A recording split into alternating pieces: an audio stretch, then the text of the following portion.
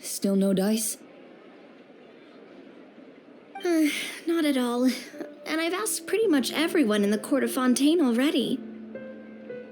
Lynette's ears drooped as soon as she heard that we'd have to be out and about for days on end. And Fremine, he hid himself under his helmet as soon as he realized there'd be people around that he didn't know. What about Chiori and Charlotte?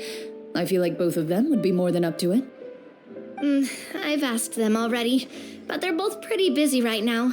I just gave the members of the Spina a few days off, too, so I don't want to bother them either. This is getting pretty difficult. Navia, Clorinde, what's up? Oh my. Well, if it isn't my dear partners. How are you all doing? Navia? Huh? Oh, you mean... Yep, this is our chance. Do you need our help with something? Oh, precisely. My dear partners, we've got a huge problem right now that only you can solve. Whoa, for real? Absolutely. We've already exhausted all our other options. Traveler, Paimon, would you join us and play Marechaussee Hunter Judgment Day? Marechaussee what now? It's a new game script by the Tabletop Troupe, a local roleplay adventure club. Ever heard of the Tabletop Troupe? They put out games that allow you to participate in a story and roleplay characters with your friends. Oh, I've loved their stuff ever since I was a kid. That sounds super interesting. Clorinde and I are both veteran members of the club. Recently, someone came up with a new script and was looking for people to help playtest it for them. And when they asked, of course I couldn't refuse. I mean, come on, a brand new script? Nobody has ever played it before. Generally speaking, scripts at that level of development have a lot of issues, but I think this one is pretty solid. The author obviously put a lot of work into the story, and the world building is also quite credible. Whoa. I know I was the one that handed you the script, but some of us haven't read it yet. No spoilers, please. Anyway, the script calls for a team of 4. Yes. We're missing one final player right now. So, you're saying you'll help us out? I knew I could count on you, partner. Paimon and the Traveler are kind of a package deal. Is that okay? That's not a problem. I'll adjust the pace based on the actual number of players and ensure that everyone has a good time. Well, Traveler, what do you think? Wanna play? Paimon will follow your lead. Well, that solves our problem. You have our thanks. Woohoo! I'll go grab the script manager from the club right away. The script manager? Didn't you just say that you gave Clorinde the script? The club introduced a completely new kind of gameplay for the script. In this iteration, the Game Master's version of the script is incomplete. The script manager provides the next part of the script only after players have completed the current list of objectives. On top of that, in order to increase player immersion, the club has created some of the story's sets and scenes in real life. We'll only know where we should go once the script manager reveals the starting location. Wow, you're right. Whoever wrote this script really did put in a lot of work. And it's got a real healthy amount of suspense, right? I mean, even the GM doesn't know how the story will end. I look forward to experiencing it with you all. Why don't you go meet up with the others first? They should all be waiting at Chiorio Boutique. I'll come over with the script manager as soon as I find them. Sounds good. Remember to always watch where you're going, and don't rush. Oh, you say that like I'm 6 years old or something. Let me think. What kind of character should I play this time? I just hope you'll pick up some useful skills this time. Oh, and stop trying to persuade every animal you come across.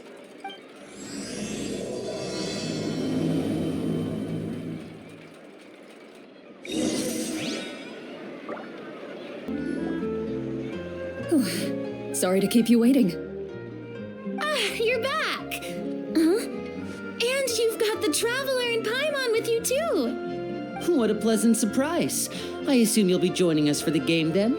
Linny, Farina! Paimon didn't know you were playing too. Are you also members of the Tabletop Troupe? I'm more of a casual member, if anything. I haven't taken part in many formal club activities. Lynette Fremine and I play something similar at the Hotel Bouffe Tété sometimes, but I'm usually the GM. Still, I'm sure it'll be fun being a player for the first time. I'm looking forward to it. Well, I'm not a member of the club at all. Clorinde simply woke me up first thing this morning, said there was a good script worth experiencing, and asked if I wanted in. If you're interested, I can give you a referral. That should give you a 40% discount on membership fees. I think I'll wait to see how this experience plays out first, especially when it comes to the quality of the script. If it's sufficiently fun, then I'll join. Do you participate in a lot of tabletop troupe activities, Clorinde? You could say that. She's actually one of the few senior game masters of the troupe. Ah, right. I knew about that even when she was still my subordinate. It's nothing. Really, just a small hobby of mine. Wow. Hyman's so used to seeing you be all upstanding and intimidating as the champion duelist. It's kind of hard to imagine you role-playing with a bunch of friends. Surely you jest. I would never intentionally make things difficult for my players. I maintain a clear boundary between my professional and personal lives. The me you see at court represents the law and order of Fontaine. I put all personal feelings to the side and grant a fair duel to all who seek to defend their honor. But in my personal life, I'm just an ordinary person. Someone who feels anger and sadness, just like everyone else. Well, you say that, but for all the time I've known you, I don't think I've ever seen you cry. I've seen you get angry, sure, but now I'm wondering whether you were actually mad or if it just looked that way from the outside. I was probably in work mode during those times. Is that so? Well, in any case, I just feel like even in your personal life, you don't get emotional very often. So you want to see me cry? That might be a little difficult. A show of anger, though, that might be something I could accomplish. No, that's not what I meant.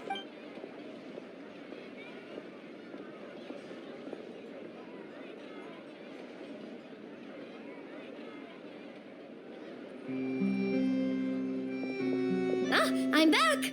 Here, allow me to introduce you to the script manager, Mr. Florian. Pleasure to meet you all. Hello. Wait, are you a champion duelist too, Mr. Florian? Oh, no. This is just the costume provided by the club. I occasionally play a few of the roles in my scripts. That sounds like a lot of work.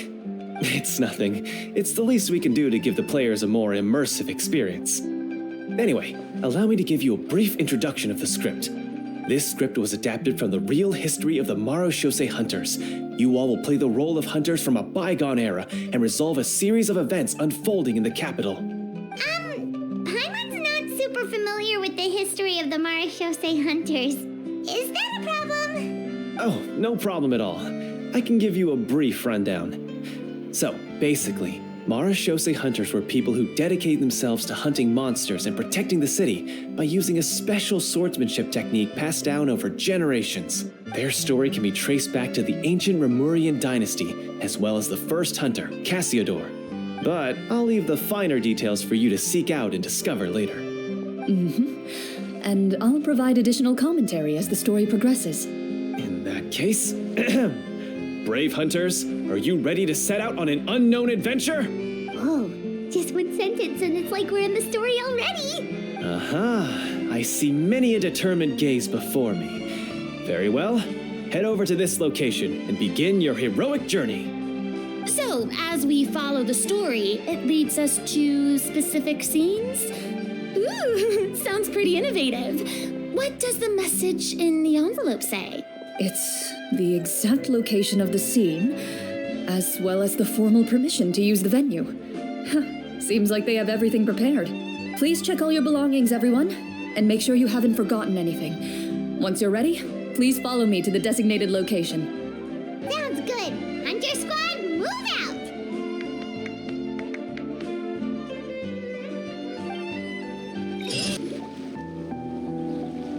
Whoa, they really have thought of everything. Even the phaetometer is here and ready to go for us. The Fatometer. What's that? It's a card that's used to determine action success or failure. We'll need to use it when we try to use certain skills. And what about all the dessert and tea? Is that for us as well? That's what the message said. Really? That's so nice. It feels just like a tea party with friends. Those snacks have Paimon's name written all over them. I think you might be more of a snack hunter than a Marashose hunter, Paimon. Snack Hunter Paimon reported for duty. If there are delicious snacks to be found, Paimon will track down every last one. The desserts are great, but I'm still looking forward to the story more than anything. Very fair. Then, let us begin. First, please pick up the blank character cards in front of you and write down your name and profession. You can find an abbreviated version of the rules printed on the back of your character card. If you have any questions, feel free to ask me. In this story, everyone is a Marashose hunter. To reflect this, the club has prepared a small badge for everyone. Ooh, nice. As hunters, you have proficiency in swordsmanship and fighting by default, so there's no need to allocate any additional skill points to those areas. Swordsmanship? So there's a fighting part to all of this? Paimon's not sure she can do all that on her own. Maybe Paimon can just stick with you? Why don't you share a character card then? The Traveler will be the Marashose hunter, and you can be her little floating assistant. Kinda like in real life. So, for the name, do I fill it out with the name of my character? Yep, it can be any name you like. You can use your real name too if you want. I do that whenever I get too lazy to think of a new name. Oh, so it would be like experiencing a different life, but still as yourself. That's not a bad idea. In that case, I think I'll continue to use the name Linny then. Next up is the skill sheet. You have a limited amount of skill points that you can use to learn a number of skills. The more points you invest in a particular skill, the easier it will be to pass associated checks. I'll take persuasion and investigation. Those are must-haves when it comes to missions like these.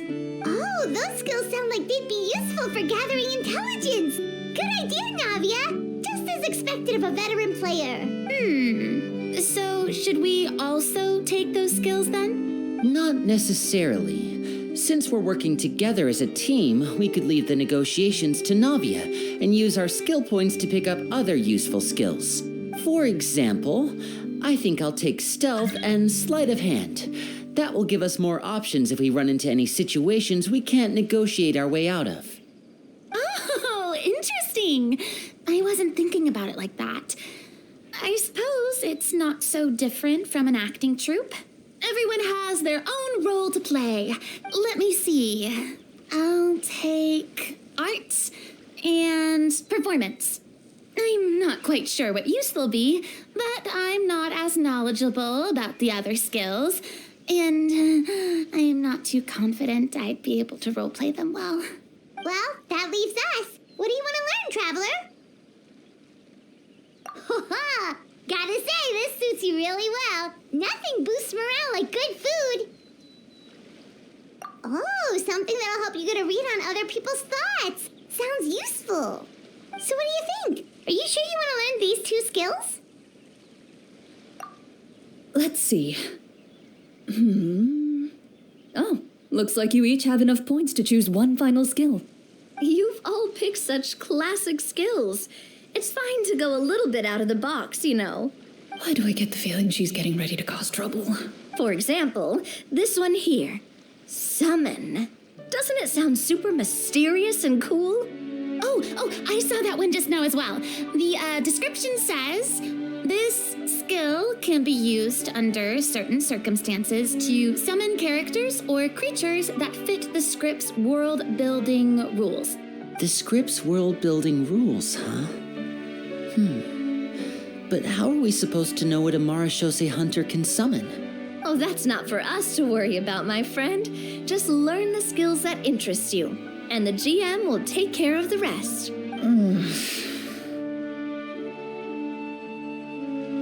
All right, you've convinced Paimon. Let's learn Summon, then. Paimon can't wait to see what kind of thing shows up. Well, now that everyone's more or less finished creating their characters, we can begin. Since 2 of our players are doing this for the first time, though, let me ask, would you like to play on easy mode or authentic mode? What's the difference between the two? Well, in role-playing games, the story sometimes changes based on the decisions of the players and the results of the Fatometer. For example, if you fail a check, that means you cannot use the target skill in that scenario.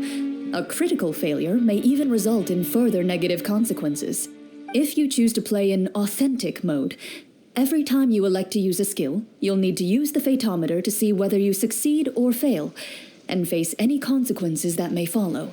If you choose easy mode instead, every check will be successful by default, and you won't have to worry about luck playing a factor.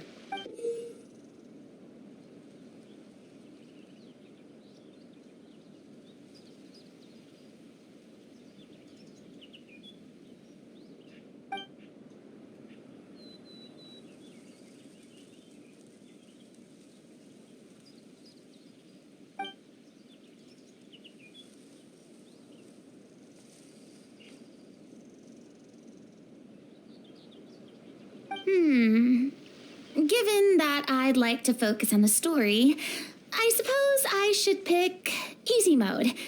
I'd feel bad if I brought the team down by failing my checks. Huh? Oh, come on. Don't worry about that. RNG is the lifeblood of role-playing games. I'm going with authentic mode for sure. Never knowing what you might have to overcome. Ugh, doesn't that sound exciting? I'd rather be mentally prepared for what might happen. All right, then I'll mark down Farina for easy mode. All her checks will be successful by default. As usual, Navia and Linny will play on authentic mode. What about you, dear partner? How would you like to play? Are you sure?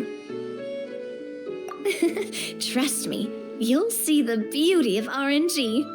Honestly, I don't think Clorinde would make things too difficult for us no matter what the Fatometer says. Isn't that right, Clorinde? No promises. That wasn't super reassuring. Well, anyway, enough talk. Let's get started. I want to experience at least a good chunk of the story today. Speaking of the story, why is the beginning scene on a beach? Well, that's because a long time ago, back when human civilization was still in its infancy, powerful demons and evil sorcerers ruled over the land. They created a host of monsters and sent them to slaughter all humans in existence. Soon, a group of human rebels banded together. With their swords raised, they swore to brave the darkness, and in doing so, subdue each and every monster that sought their destruction. They became known as the Marachose Hunters.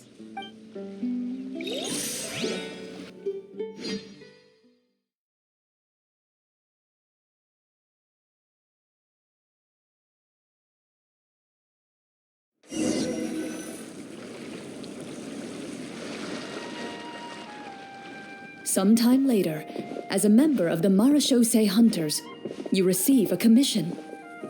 Following the address provided on the message, you take a boat and arrive at this strange city. As you inhale, you can taste the slightly salty air of the docks as you begin to survey your surroundings. There aren't many people in the vicinity, but you do take note of a few others who, like you, seem to be sizing up this place. Your eyes meet, and you realize these people are fellow Marachose hunters, likely led to this location after receiving the same commission as you. You're all Marachose hunters too, right? Allow me to introduce myself. The name's Navia, monster hunter by trade and helpful neighborhood businesswoman on the side. What say you to traveling together? We can help each other out on the road. Okay, count me in. My name is Linny. I've been wandering since I was little and picked up a few less than legal tricks along the way. I was adopted by a Marachose hunter and later chose to follow in his footsteps. Is this where you introduce your character to everyone?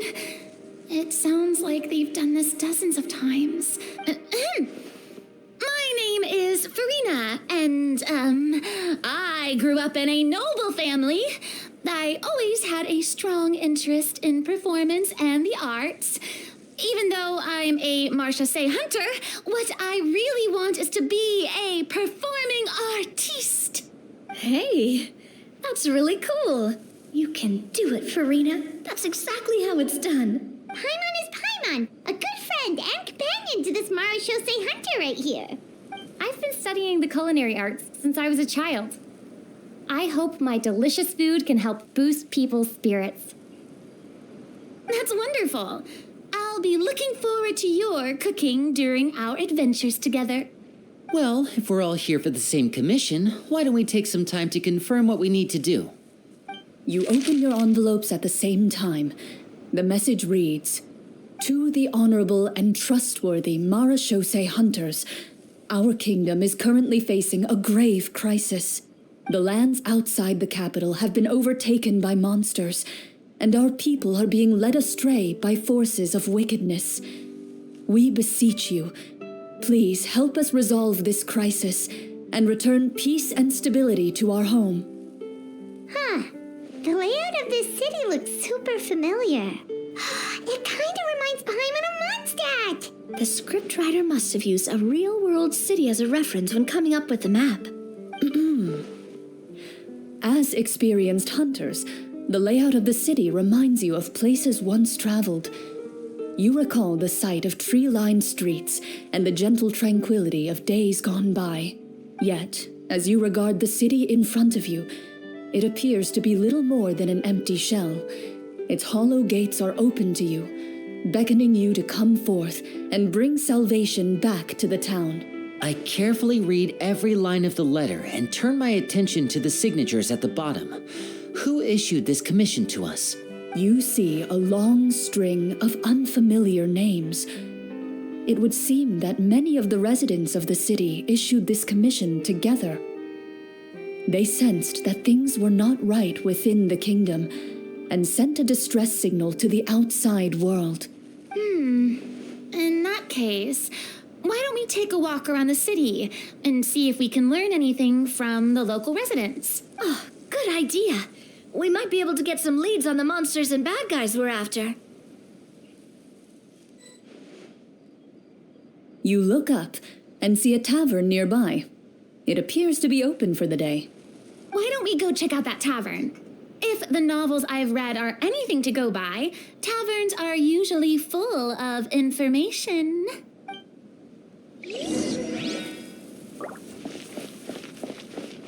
As you approach the tavern, you find a plainly dressed woman standing nearby. She appears to be rather troubled about something.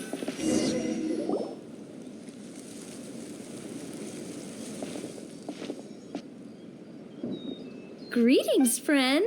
Lovely weather we're having today, don't you think? Oh, hello. I suppose you're right. The weather today is quite lovely. If only those monsters out there would stop causing trouble. It seems like every character included in the script has a certain amount of useful information to offer. If we keep asking questions, we might be able to get some good leads. Oh, come now, don't be sad. Life is all about optimism. Oh, that reminds me. What did you have for breakfast this morning? I don't think that's the kind of question we're supposed to ask. Nothing turns a frown upside down like good food. How about some macarons? I could make you some. You didn't even take cooking as one of your skill proficiencies. That's not necessary, miss. Excuse me for saying this, but you don't really look like a chef. Besides, I'm not really a fan of sweets. So you're someone who barely smiles and doesn't like sweets. You're really starting to remind me of this one friend of mine. Hey, did she just...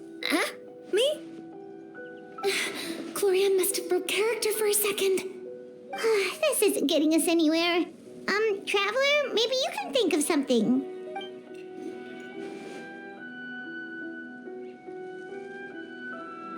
The results of insight checks aren't disclosed to the players, so I'll be the one consulting the fatometer.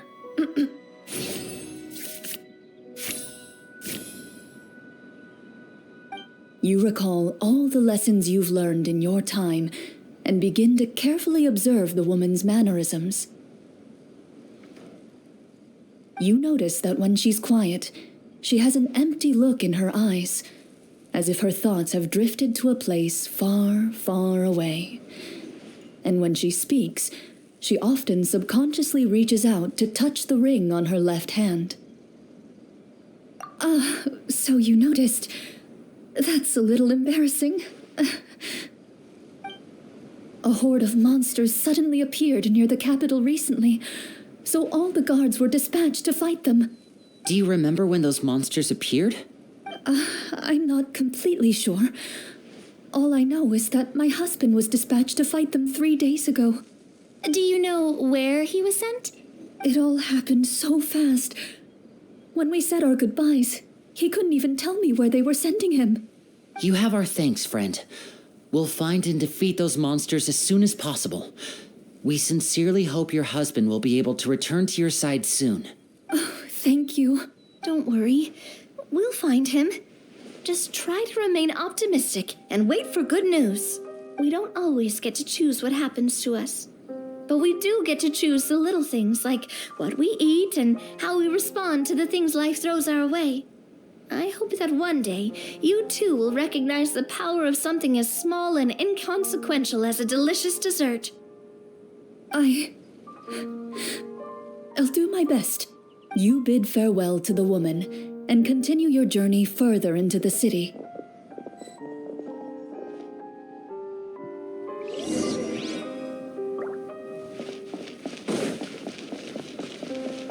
As you venture further into the city, the streets appear largely empty. An elderly woman walks past. You see her shake her head as she puts away her wrinkled wallet. A nearby merchant folds his arms and gives you a disdainful look. You get the impression that he's someone who has long gotten used to the sight before him.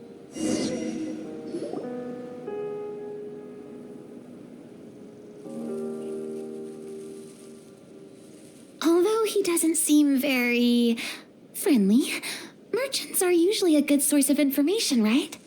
Pardon me, sir. I'd like to ask a question if I may. That depends. How much are you willing to pay? How about this much? What do you take me for? Some lowly beggar? You can't even buy half an onion with that amount. Surely an onion can't be that expensive, right? What do you know? War is nearly upon us. Everything costs several times what it did before. If you're not gonna buy anything, then scram. Whoa, what a nasty guy. Maybe we shouldn't even bother talking to him. But he still might have information we need. Traveler, can you think of something? A performance?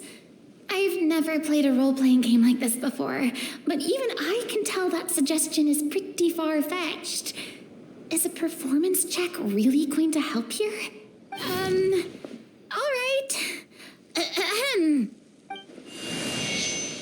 By the harbor's grace, a lone boat lies in rest. Let the moon give chase, for here begins our quest. In the dark of shadow, our heroes seek to find where creatures born of evil weave their grand design. Blocked the road does stand, such is our hunter's plight. Yet with sword and courage in hand, they march forth to pierce the night.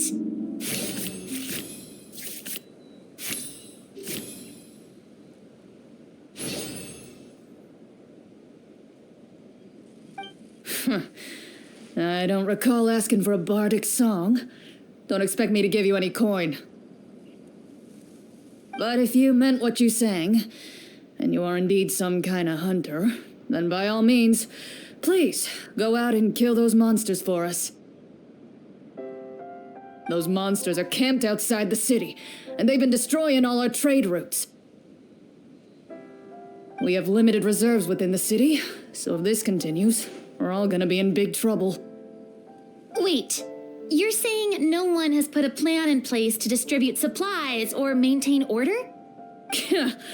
We could all starve and those nobles in the palace wouldn't even break a sweat. Who knows? Maybe they've been in cahoots with the monsters all along. That is concerning.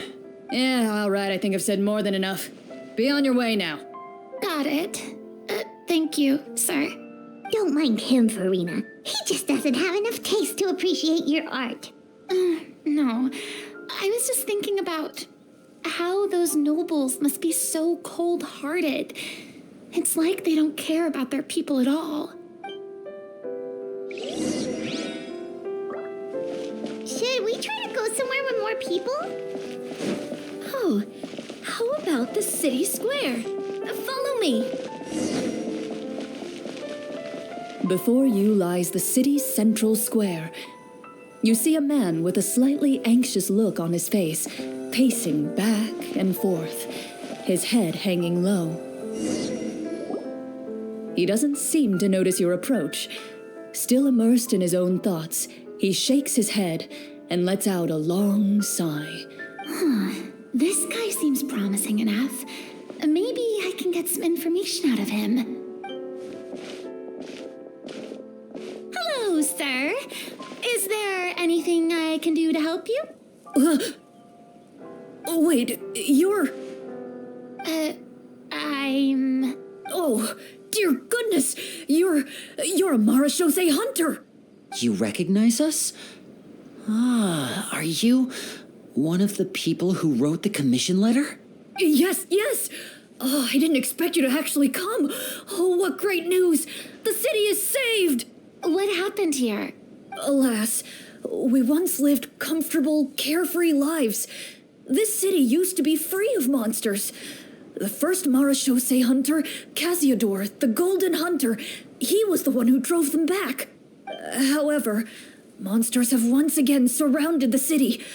Perhaps the seal that kept them at bay has lost its power. Or perhaps an evil sorcerer has been meddling in our affairs.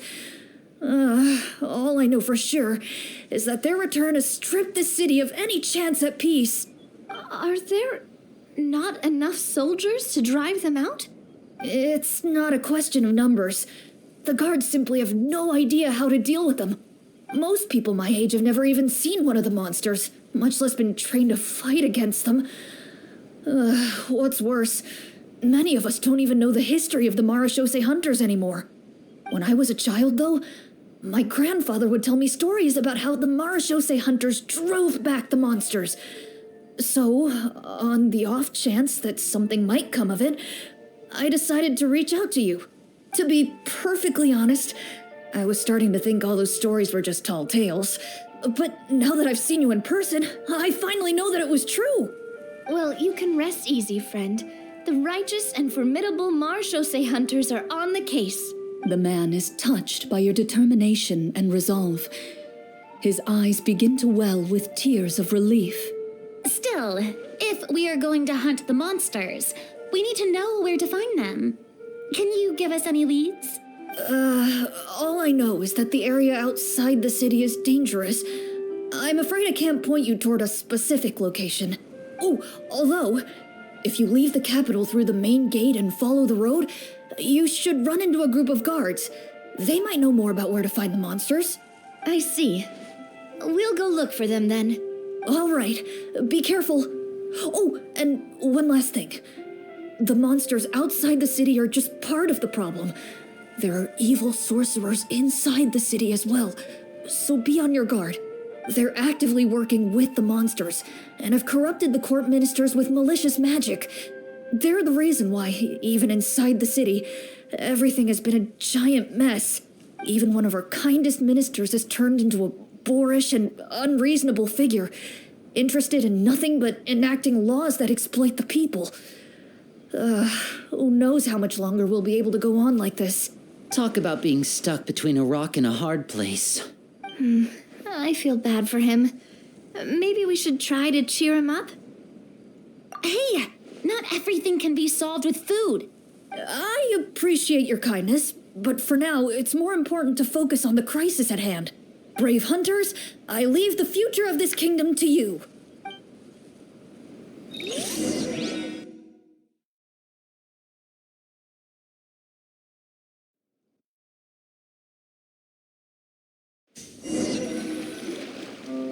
understood correctly. There are currently 2 problems in the kingdom that need solving, right? Exactly. We need to defeat the monsters outside the city and take down the evil sorcerer stirring up trouble from within. But which problem should we tackle first? Well, this seems like a good moment for a break. Take some time and discuss what you want to do. Let me know when you've made your decision. I really didn't expect the people in the city to keep us at arm's length like that. I totally thought the hunters would be treated like heroes. Well, Clorinde said the script took cues from the real history of Fontaine, right? Maybe the real-life Marachose hunters were also treated like that. I wouldn't say it's a perfect representation of history, but there are definitely some similarities. Would you like to hear more about it? Sure. As long as it doesn't spoil anything in the script. You brought up bits and pieces of the hunter's history before, but it was all in passing.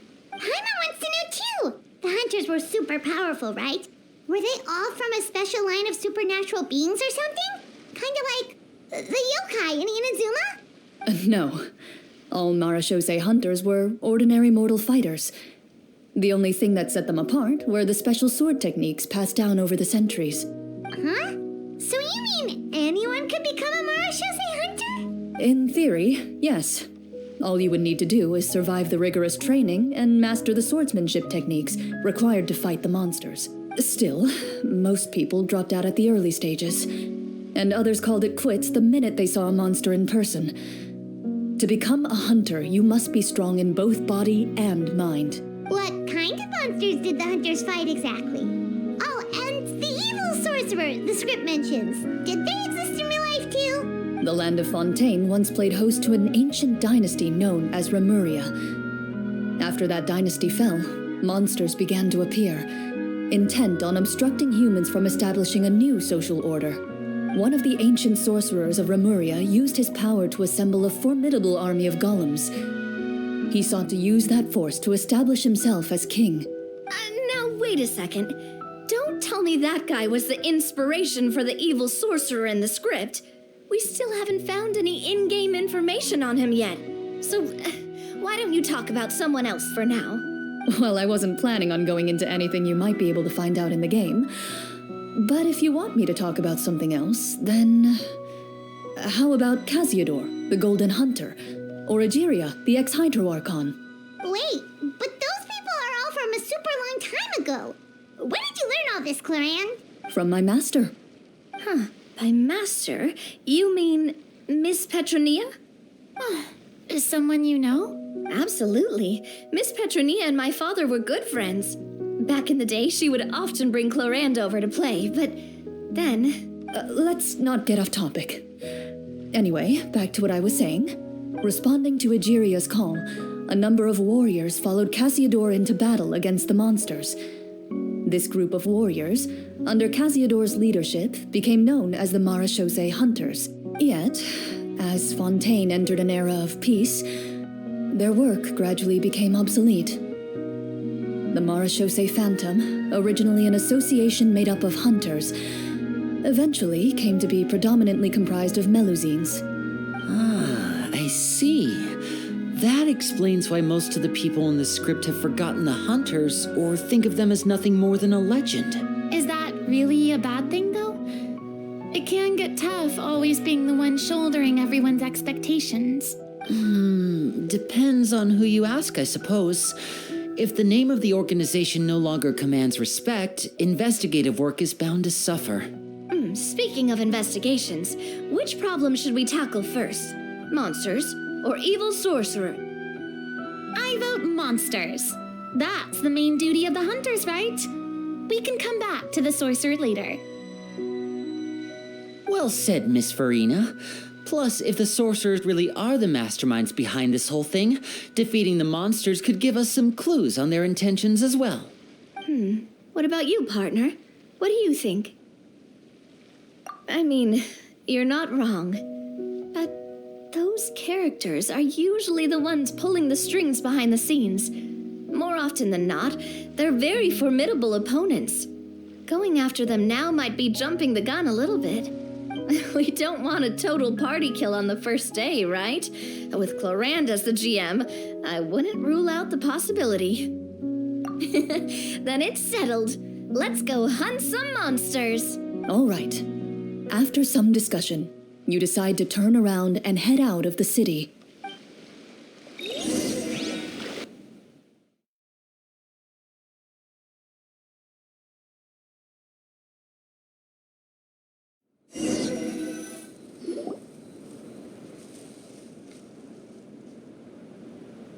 Let's take a look around, like that guy said.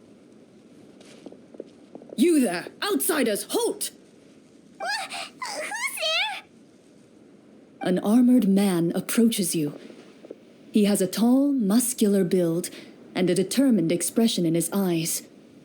Just one look, and you can tell he's fought in his fair share of battles. Although he's trying his best to conceal his current state, his uneven gait and the sweat dripping down his forehead make it obvious that he's been wounded and is in serious pain. I'm the captain of the guard. I saw you sneaking around the city earlier, so I'll only ask this once. State your purpose, or it's off to the dungeons for the lot of you. Wow, it's been a while since someone's been this suspicious of us. I said talk, not whisper between yourselves. Have you ever heard of the Marchese Hunters? Marachose hunters? Ha! That fairy tale, you mean? What, you expect me to believe you're one of them?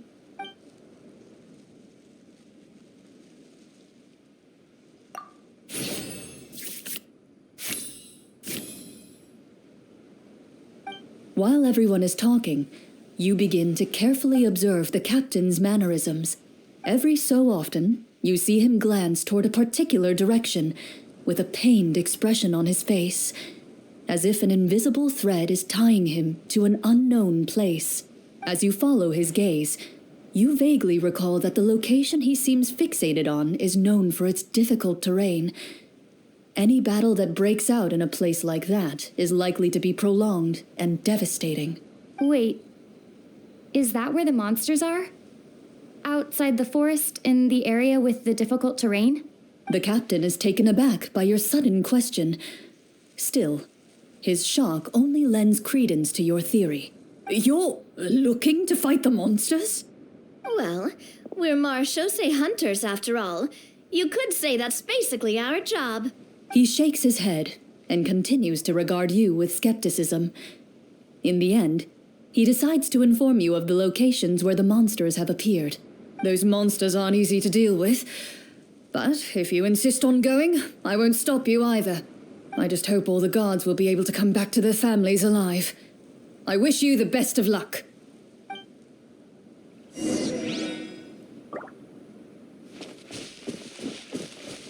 Based on what the captain said, the monster should be right up ahead.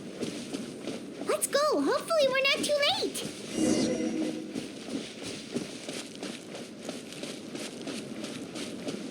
As you approach the battlefield, you see numerous people lying by the side of the road. They appear to be dressed like guards. Their faces are filled with desperation and terror. Some are screaming and cursing in vain, as if still trying to banish the monstrosities they saw from their minds.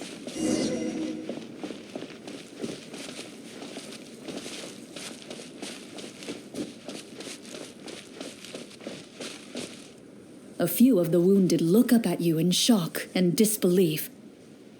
Quick, leave this place. Turn around and don't look back, they yell.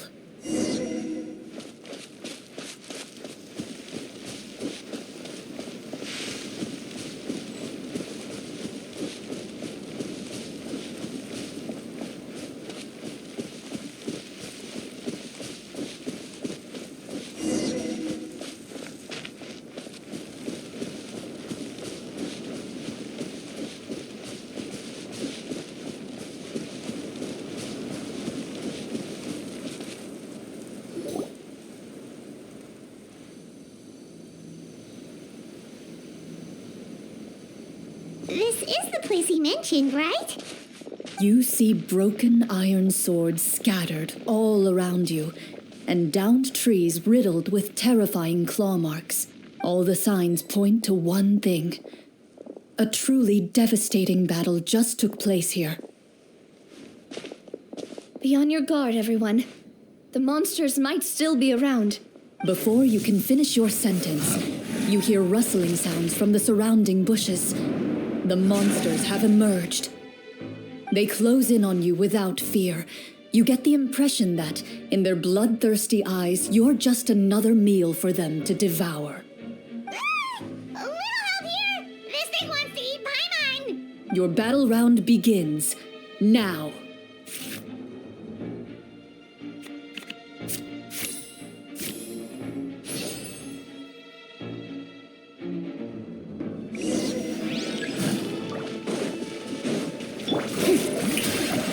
Let the world collide!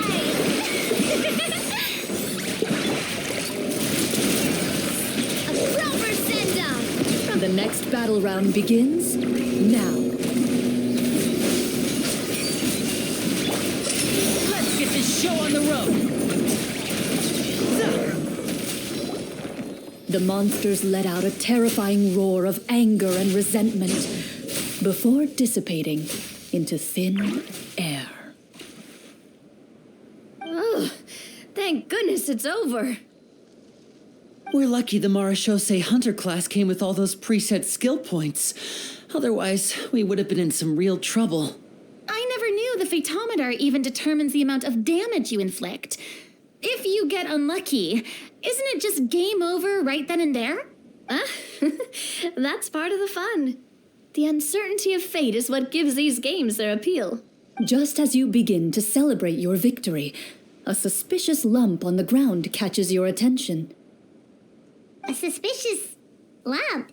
Wait, could it be the thing that appears after every battle? I walk up to it, crouch down, and begin to carefully examine it. I've still got my right glove on, so it should be fine for me to touch it, right? As you investigate the mound, you discover that the exposed portion appears to be made of wood. It was previously obscured by the large form of the monsters. With the monsters gone, the small protrusion now awaits your discovery, poking out of the ground like a shy flower bud. Whoa, it's a treasure chest!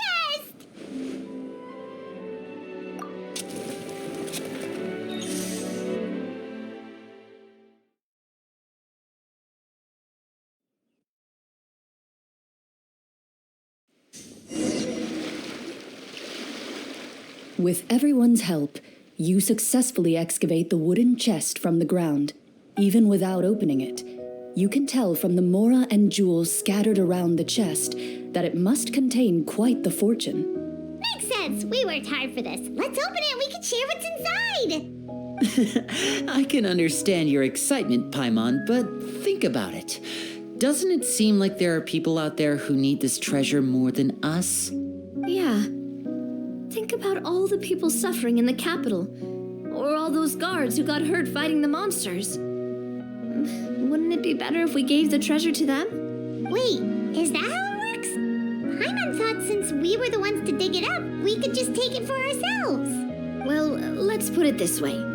Any decision you make during a role-playing game can impact the future course of the story. But would the people really believe us? It's hard enough for us to prove we're Marashose hunters. What if they think we procured the treasure illegally? They might get even more suspicious of us. That's definitely something we should consider. Maybe we can come up with an explanation in advance. Well, if donating it could cause that much trouble, why don't we use it to buy some gear and fill up on good food? Then we'll be ready to fight even more bad guys. Looks like you're facing a difficult choice once again. Well, it's getting late. Why don't we call it a day for now? Wow, where did the time go? I'm not sure if it's because I'm having so much fun with you all or because the story is particularly enticing, but I feel like I could almost keep going. Here, here. Ooh, how about we play through the night? I'm not sure I'll have enough energy for that. Yeah, that won't work for me either. Lynette will give me an earful if I get home too late. I understand how you feel, Navia, but we have to change venues for the next part of the story anyway. Huh? Another location? There's a special note for the GM at the end of this section that says to proceed to an indoor set for the next part of the script. Whoa, they really pulled out all the stops for this new script. Well, even if we end the game for the day, we can still stay a little longer and hear Clorinde finish her story, right? Paimon wants to hear more about the history of the Hunters. Something tells me you just want to finish the free desserts before we break for the day. That's just a coincidence, okay? Besides, to Paimon, not finishing free food feels even worse than having to buy her own. And anyway, Paimon really does want to hear more about Clorinde's master. Well,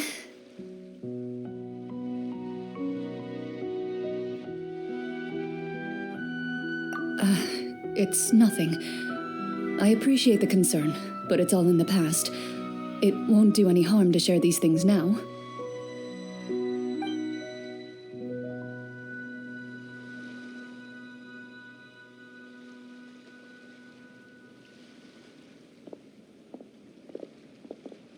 My earliest memories are of living with Master.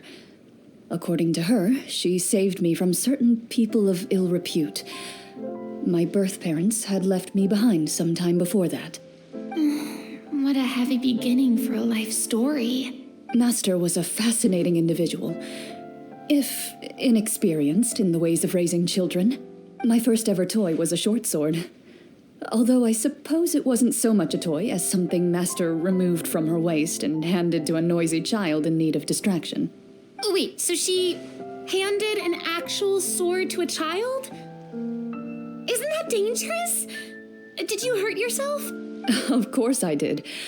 I cut my palm and bled quite a lot. But Master was not concerned. She just stood there and casually lectured me about it. See, that's what you get for not holding the sword properly, she told me. She then crouched down next to me and said, "Give me your hand. I'll teach you to bandage this wound. After that, it's time to learn how to truly hold a blade." Excuse me for asking this, Clorinde, but how old were you exactly when all this happened? Probably around, 3, give or take. 3? Isn't that when most kids are still struggling to hold a fork? As I said, Master was rather inexperienced in the ways of raising children. She believed trial and error was the best way to teach a child what they're capable of. I'm not so sure this is a question of experience. I didn't see anything wrong with her ways at the time.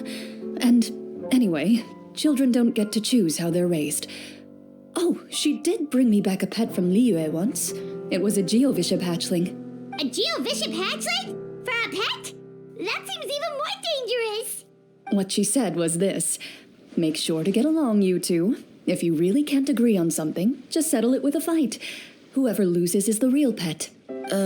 And how old were you when this happened? 5. Well, did you win? No, I lost. So you're saying you actually became the Geovishap's pet? Yes, but only for a week. By the end of that week, I defeated it in combat, and we've shared a cordial relationship ever since. That really doesn't sound like the kind of childhood someone should have. Later on, I gradually understood that Master most likely didn't know any other way to raise a child. She was a Marachose hunter, but I never heard her bring up her own parents. Thanks to her, I learned how to navigate the forest by the age of 6, and could hunt monsters in the wild by myself the year after that. Even though the training she subjected me to was strict, she always made sure to take me traveling when she had the time. We met many of her friends during those days. That was also how I met Mr. Callis and his family. I still remember the first time we met. You were too scared to join our picnic and hid behind Ms. Petronia the whole time. I still hadn't really met many children my age at that time, so I didn't know how to interact with others. After that, though, you started coming over a lot. You loved challenging people to shooting competitions, remember? I don't think many members of the Spina ever beat you in one of those. I had a lot of fun during those days. I enjoyed them too. Oh, do you remember that one time we went exploring around the Spina together? We overheard Papa call your master Fontaine's Protector of Justice. We tried to pretend like we never heard anything, but you nearly let it slip that one time. Protector of justice. Oh, wait, you mean that vigilante hero from 20 years ago? The one who was always active at night? Yep, that would be her. She often would put on a black cloak and go out at night. I never knew where she went or what she was doing. Until, like Navia said, we overheard the truth from Mr. Callis that night. 20 years ago, huh? I still remember the guards leaving all kinds of witness reports about her on Nervalette's desk. My apologies. Oh, there's no need to apologize. You had nothing to do with it. And anyway, everything she did was for a good cause. Although, calling herself the protector of order was a bit much. Especially when she deliberately operated outside the law. Huh? When did the Protector of Justice become the Protector of Order? Oh, she had a bunch of code names. I heard she would just come up with a name on the spot whenever she was asked. Later on, she probably got sick of answering those questions and decided to stick to just two. The Protector of Justice and the Protector of Order. That sounds like her, all right. I bet she forgot which of the two she'd use by the time she got back each night. Well, she certainly sounds like a fascinating individual. With her strong sense of justice, it's no surprise her student followed in her footsteps. It's true. I always wanted to become like her. Someone powerful, independent, and with a strong sense of conviction. But... She suddenly disappeared the night I turned 10 years old. Disappeared? What happened? I have no idea.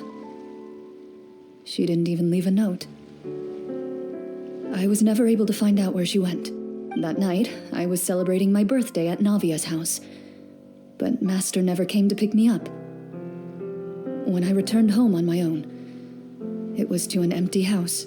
When she still didn't appear after a few days, I went to Mr. Callis's house to ask about her whereabouts. But he only shook his head.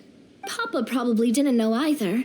I know he sent a few people to investigate the matter in secret, but they never found any credible leads.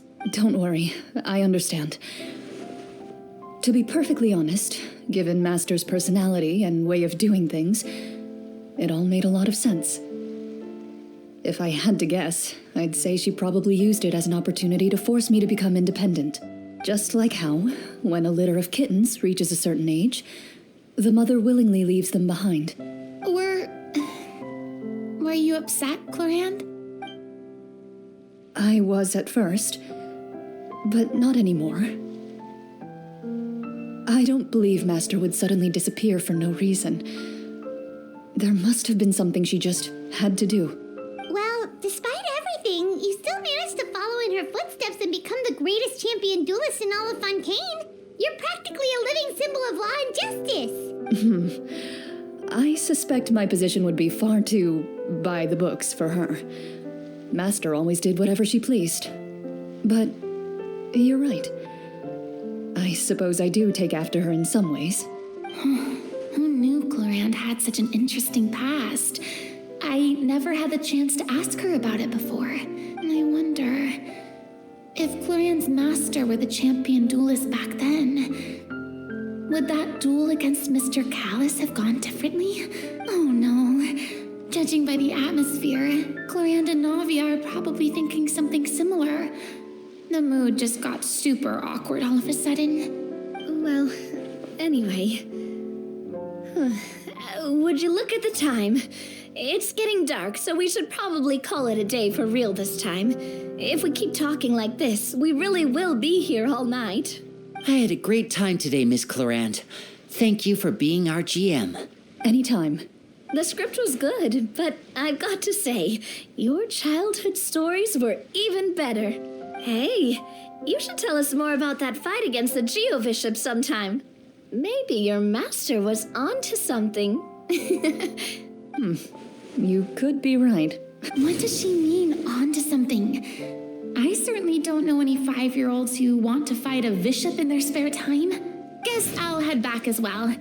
I need to save my energy if I want to continue enjoying the story tomorrow. You're that excited to hear about my fight with the bishop? I I was talking about the script.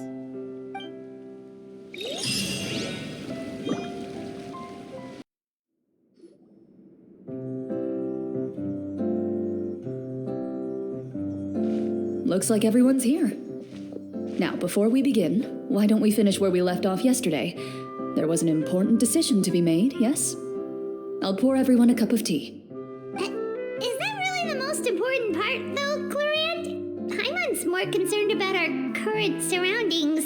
Heavy walls, cold railings, dim lights. This is obviously supposed to be a prison. I admire the work put into the set. Still, it's obvious the scriptwriter has never paid a visit to the fortress of Meripede. So the set is going to be a part of the script? Unfortunately, that is something I can neither confirm nor deny.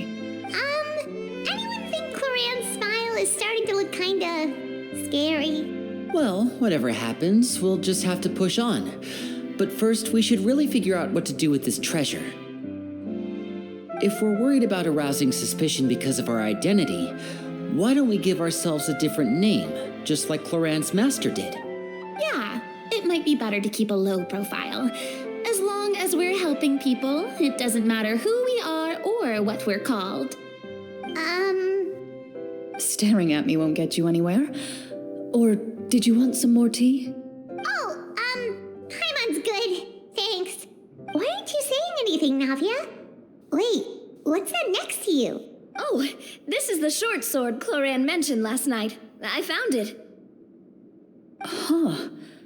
I'm surprised you managed to track it down after all this time. Well, I made sure to take good care of it, considering the circumstances in which you gave it to me.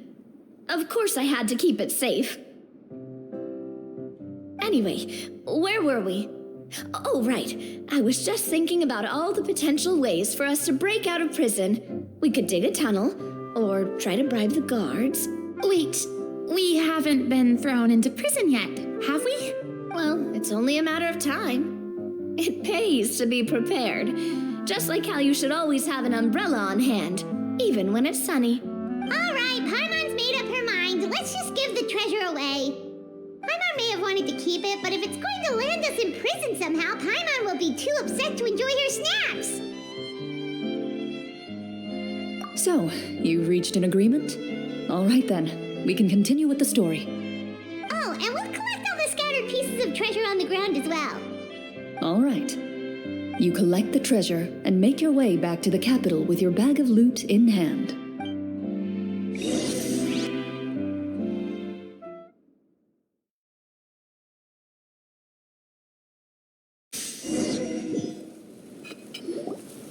The city is still shrouded in a gloomy, oppressive atmosphere, but your spirits are surprisingly high. In places where sunlight struggles to reach, you generously share your wealth with the children, the elderly, and the poor in urgent need of help.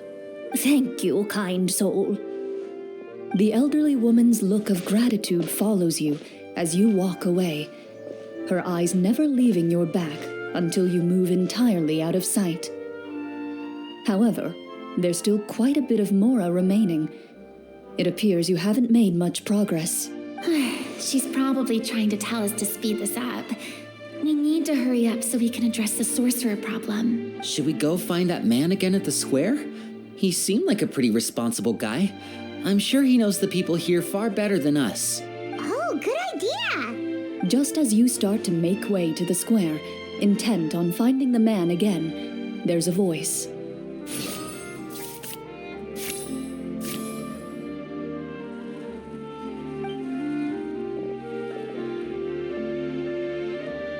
Please wait, distinguished guests. Several strange guards suddenly call out to you. They run forward to meet you and proceed to politely pay their respects. Greetings, gentlemen. Are we being invited for afternoon tea? Surely you jest, my lady. That would not be our place. It is His Excellency the King who requests to meet with you. Please come with us.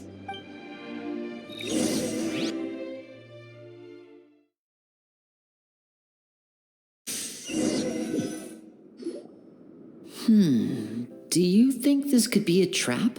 Well, we have to investigate the court at some point, right? Meeting the king himself would be a fantastic opportunity to do that. I say we go for it.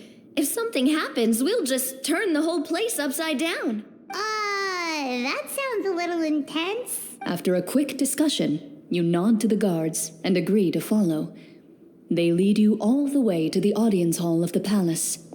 Gilded tables line both sides of the hall. The space itself is adorned with all manner of expensive antiques, glass shelves, and silver candlesticks. The items appear quite ordinary in size and dimension, yet their presence somehow makes the emptiness of the hall feel even more surreal and ominous. Wow, it's so luxurious. The elderly king, clad in a magnificent robe, sits upon the deep crimson throne before you. He wears above his head a majestic crown, with a gemstone the size of a bird's egg set right at the very front. As you observe it, you see a complex pattern of light reflect off its surface. They're here, Your Majesty. A man dressed in dark clothes, likely a minister, shields his mouth with his hands and bends down to whisper a few words to the king. After a moment, he lowers his hands and stands back up. His gaze shifts to fixate on your group, but he does not move from his place at the king's side. The king does not appear entirely aware of his surroundings. The man by his side, though, we should keep a close eye on him. The king remains still and says nothing. The minister is the one who speaks. Esteemed guests, allow me to thank you for coming to our faraway kingdom. Unfortunately, His Majesty the King finds himself quite exhausted from work. So please allow me, his Prime Minister, to welcome you in his stead. I've heard tell that your group, the Marechaussee Hunters, used your exceptional ability with the sword to repel the monsters near the capital. Such a great deed deserves to be rewarded. However, seeing that I was not fortunate enough to observe such a feat with my own eyes, you'll forgive me for seeking to verify the truth by speaking to you myself. Well, we've got nothing to hide. You brought us here to talk, right? So we'll just explain what happened.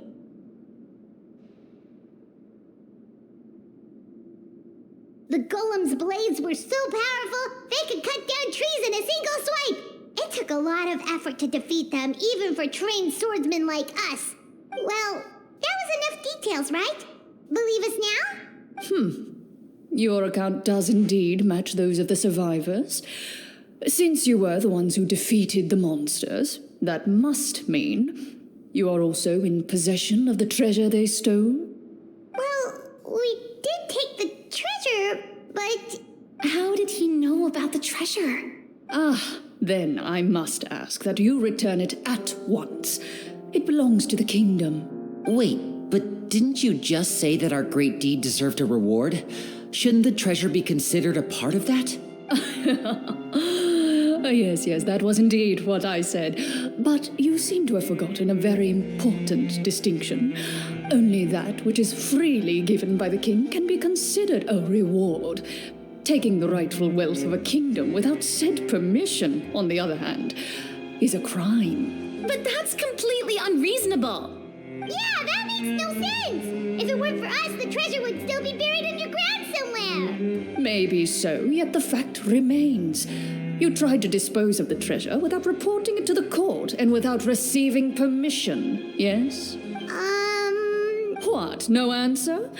Surely you're not insinuating that you, a group of legendary Marechaussee hunters, sought to take the treasure for yourselves? Well, what about the king? Is he just gonna let this guy talk for him the whole time? Clad in his magnificent robe, the king remains seated, with his hands resting on either side of the throne. His posture is rigid and unmoving. He stares forward with an empty look in his eyes, completely unmoved by the events before him.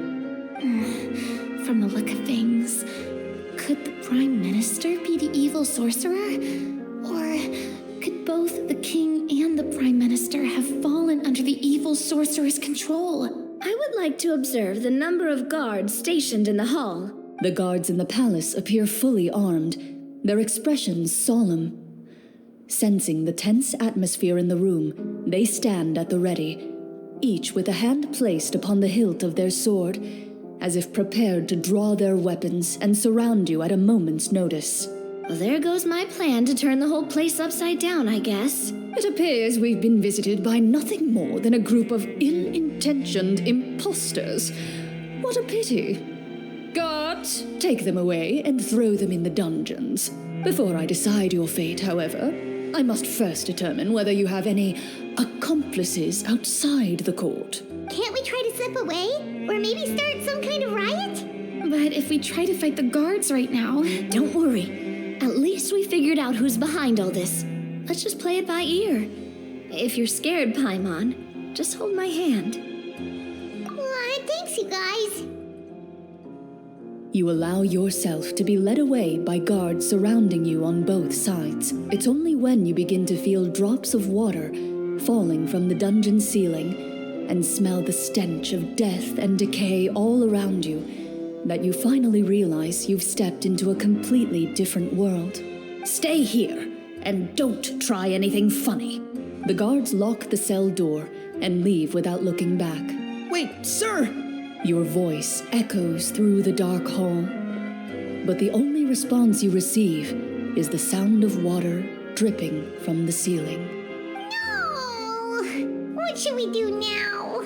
Carve out a new path of fate with our own two hands, of course. I draw my weapon.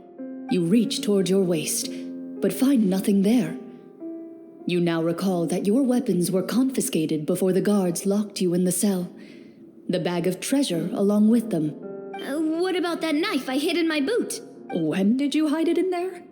When I was thinking about digging a tunnel. Rejected. You failed to inform the GM of this course of action. Moreover, the guards would have conducted a thorough search before throwing you in prison. And the keys to the cell aren't anywhere to be seen? Correct. You don't even feel a lock hole on the cell door. Oh, well, there goes all our plans. Indeed. Huh? Why are you the one saying indeed? Because that statement holds true for me as well. This is where the script ends. What? But that's a terrible ending! Generally speaking, this should be the point where the scriptwriter gives the players some kind of hint, or gives the GM some kind of code for how to move forward.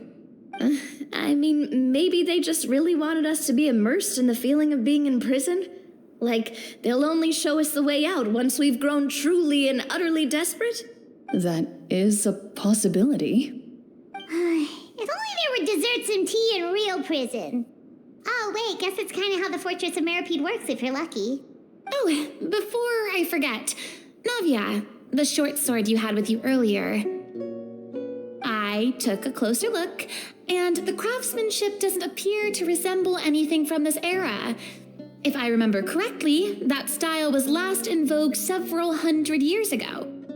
Wait, Clorinde said that sword used to belong to her master, right? Does that mean her master has been alive that long? I doubt it. The way she went about things often made her seem childish more than anything. I'd say the sword was most likely an heirloom passed down over time. Hang on. A precious heirloom passed down to you by your master. And you gave it to me just like that? You weren't worried I might lose it? Master left many things to me when she disappeared. There was the sword, an old key, and a good amount of junk she probably just didn't want to take with her. I gave you the sword back then because I didn't want our friendship to end.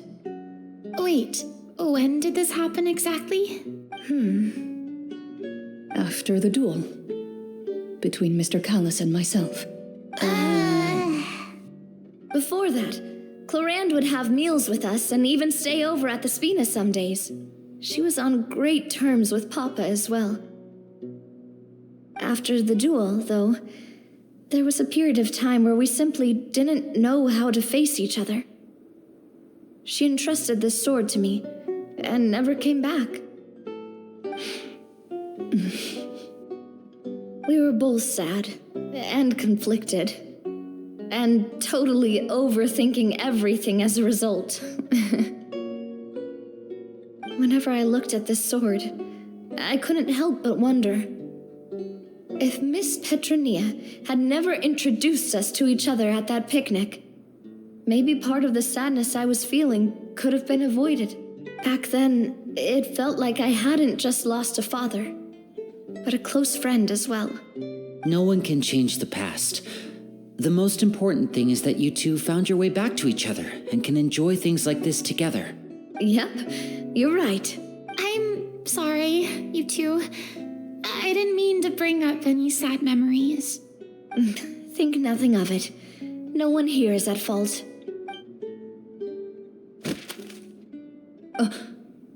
Huh?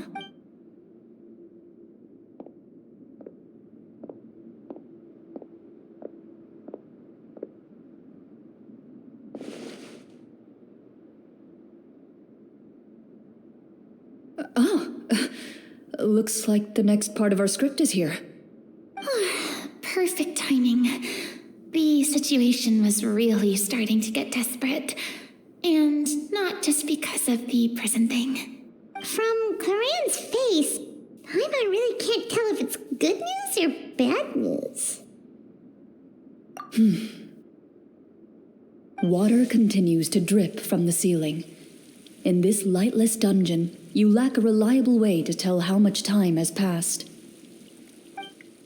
Eventually, you get used to the unpleasant odor of straw, mold, and rust, and find yourselves alternating between fits of drowsiness and despair.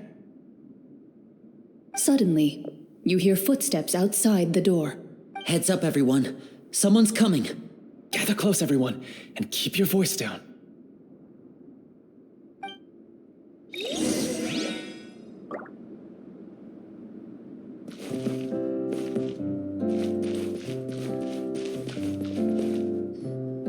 Who are you?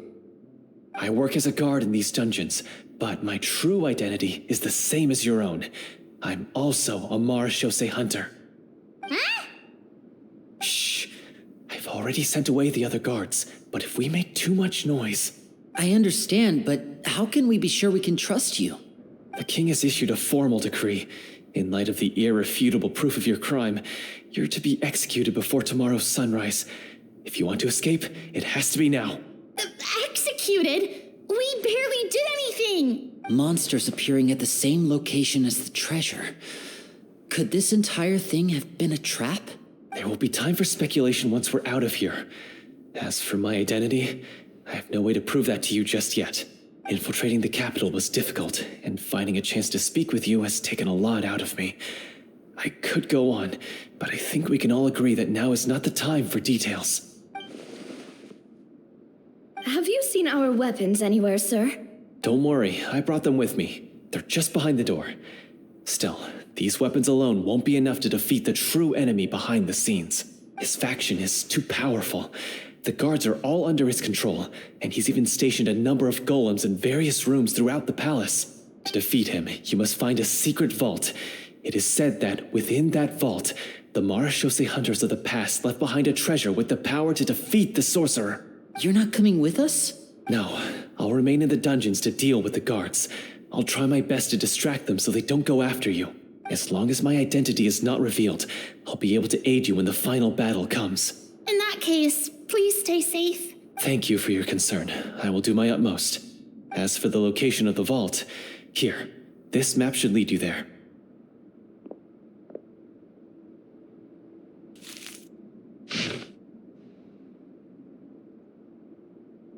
Got it.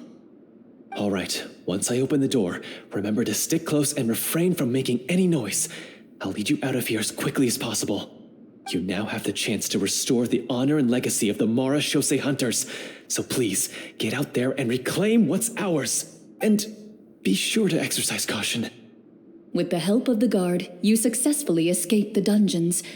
Your sense of despair and anxiety both seem to fade as you continue your quest.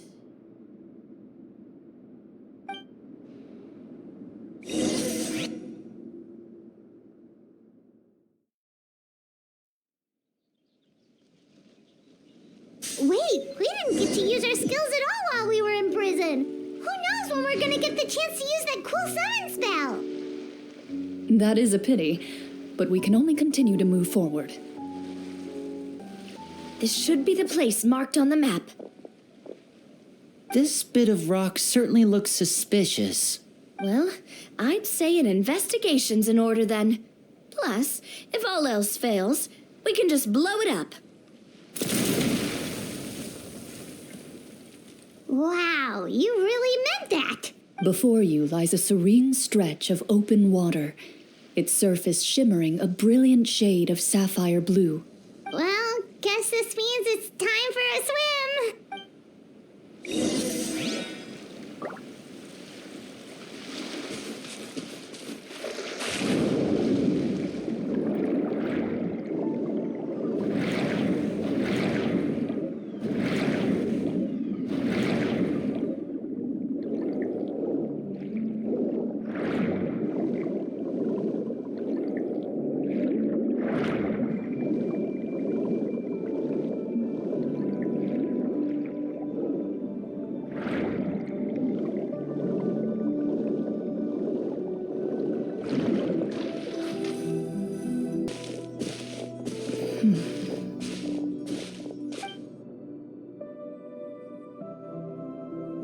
Oh, what's the matter?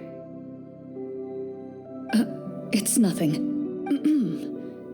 As you step into the cave, you find yourself in an eerily quiet space.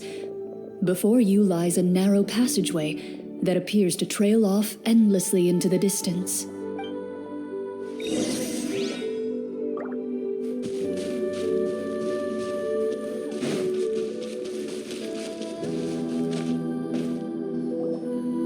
Wow, this must be where the treasure is hidden. But this door is blocking our way in. It almost looks like it's been here for quite some time. I've got to hand it to the tabletop troupe. They really went all out with the props. Huh. What have we got down here? A kind of mechanism connected to the door? It looks like we might have to arrange it into a certain pattern. A pattern on a stone door. That's something Master mentioned before. Is something wrong, Clorinde? After a long, difficult journey, you finally arrive at the location indicated by your map. It appears to be an ancient site of some sort, where treasure likely awaits. Your surroundings are exceedingly quiet and serene, as if the secret that slumbers here has never once been disturbed. If you listen closely, you can almost convince yourself you can hear the sound of its calm, gentle breathing. That description makes Paimon feel kind of bad for disturbing this place. We're doing this for the sake of the people, to free them from the evil sorcerer. I say it's time for this treasure to once again see the light of day. Lenny's right. We need to keep going. The future of the kingdom depends on it. The next part of the story requires us to solve the puzzle, right? Let's start exploring the area. Yes, that should be fine. Something feels off about all this. Guess I'll just have to improvise.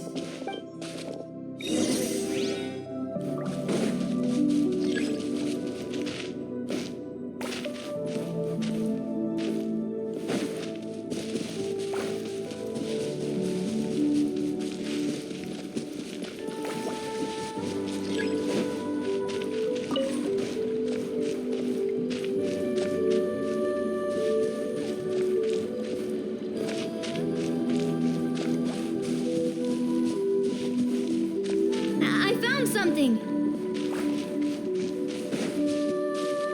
Found something here, too.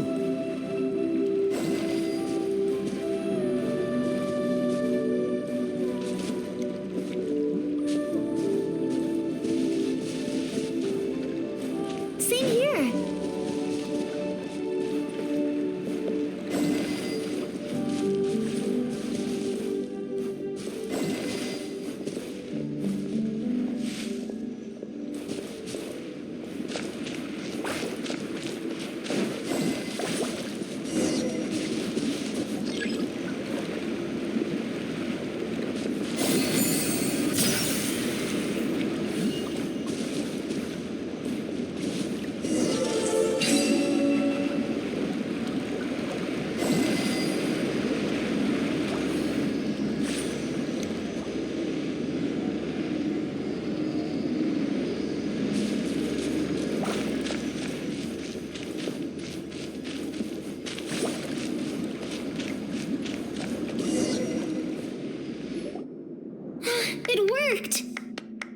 something just appeared.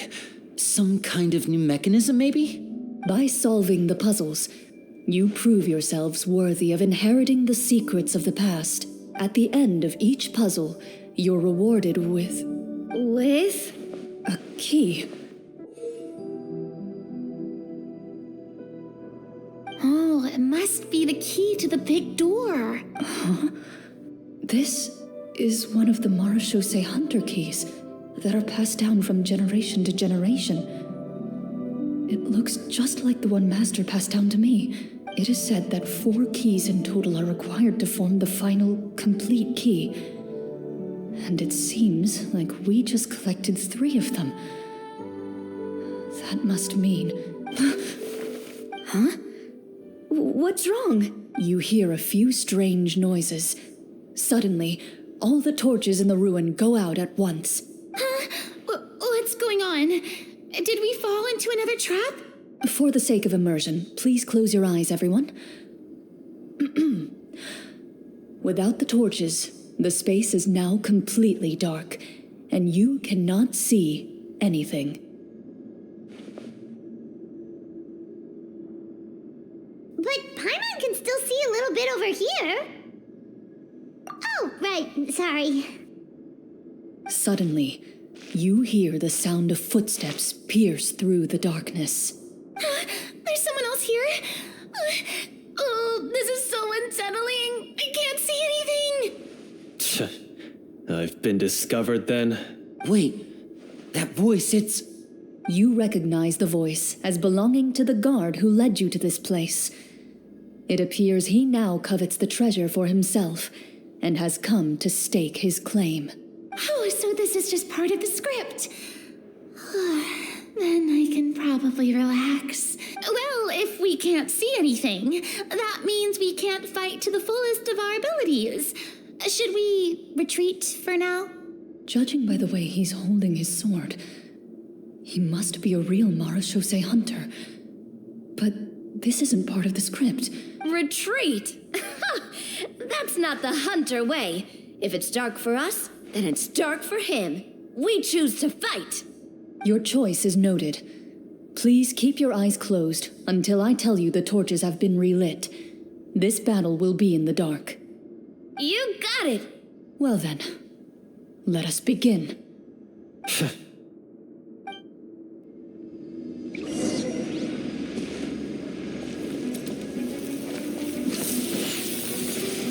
Into the shadows.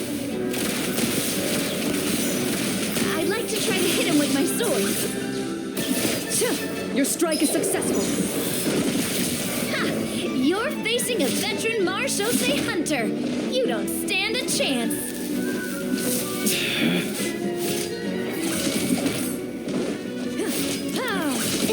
Is he still standing? Goodness, he sure has a lot of HP. Is it over? Can we open our eyes now? The enemy is strong and relentless, but the battle is nearing its end. The torches have not been relit. What about now? Final strike.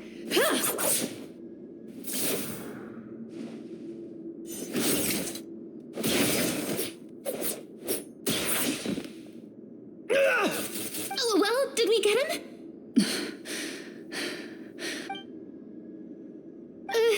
Clorinde? Warm fire flickers across the walls once more. Your vision is now clear. In an impressive display of courage, the 4 of you successfully defeat the uninvited guest. That look in his eyes. It's like he became an entirely different person as soon as I defeated him. Huh? Mr. Florian? Oh, wait. We're supposed to be role-playing. I should stay in character. Speak your name, guard. Why did you lead us here just to betray us? Is this treasure really more important to you than bringing peace to the kingdom? What kingdom? What peace? Those were nothing but lies. I, Florian, am a true Marechaussee Hunter, descended from hunters of ages past. So he's also using his real name. Or, wait, was that the name of his character from the very beginning? Then I'm even more confused. If you truly are a Marashose hunter, shouldn't you want to help us just like you said before? Shouldn't we fight together for the sake of the people? What do you know? In this day and age, there's no glory to be had as a Marashose hunter. What's that supposed to mean? My skills were passed down to me by my father. We lived a life of obscurity in the remote wilderness. Still, he devoted everything he had to being a Marashose hunter. And what did he get in return? A life of poverty and pain. In a world that forgot all about him. When he died, not a single person came to mourn his passing. The Marashose hunters were the ones who saved this city. We're heroes. We deserved more recognition and respect than this. Is he talking about how no one in the capital seems to remember the hunters and their legacy? I didn't expect the script to contain this level of social criticism.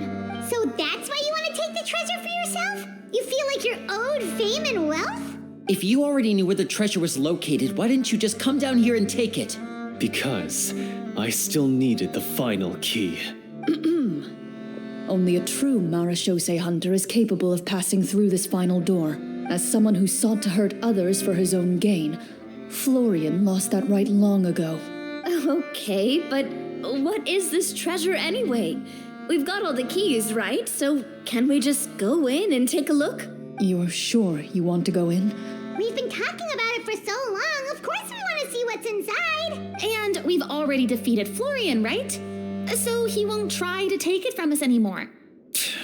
Pesky brats. Watch yourself. Then let's open the door together. All right. Your choice of action is confirmed.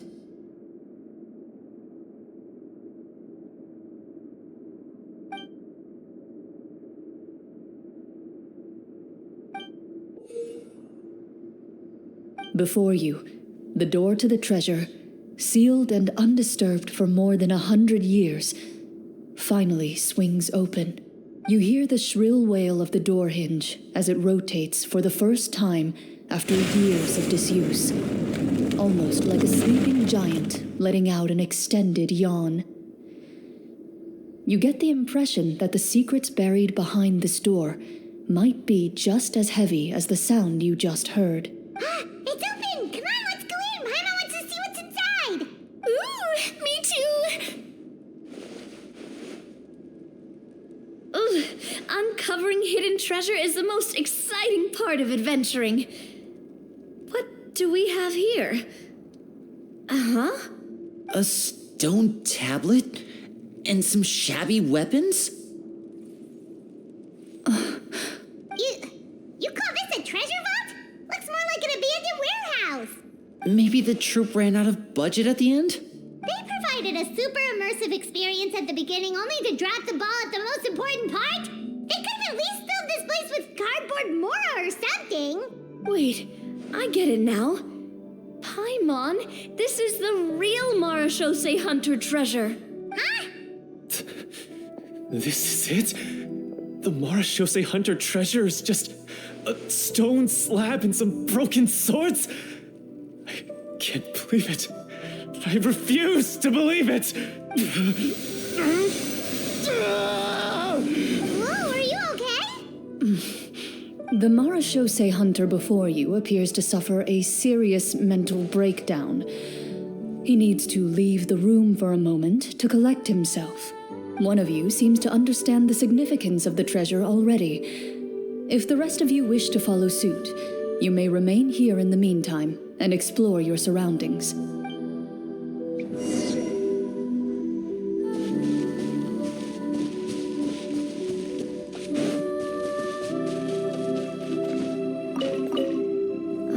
The names on the tablet. Walter. What is the treasure supposed to be?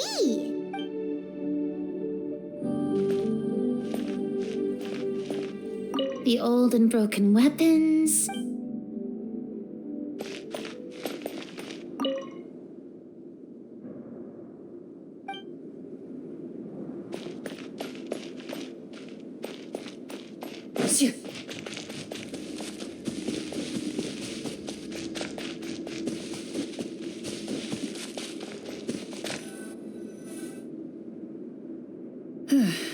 So, how are you doing?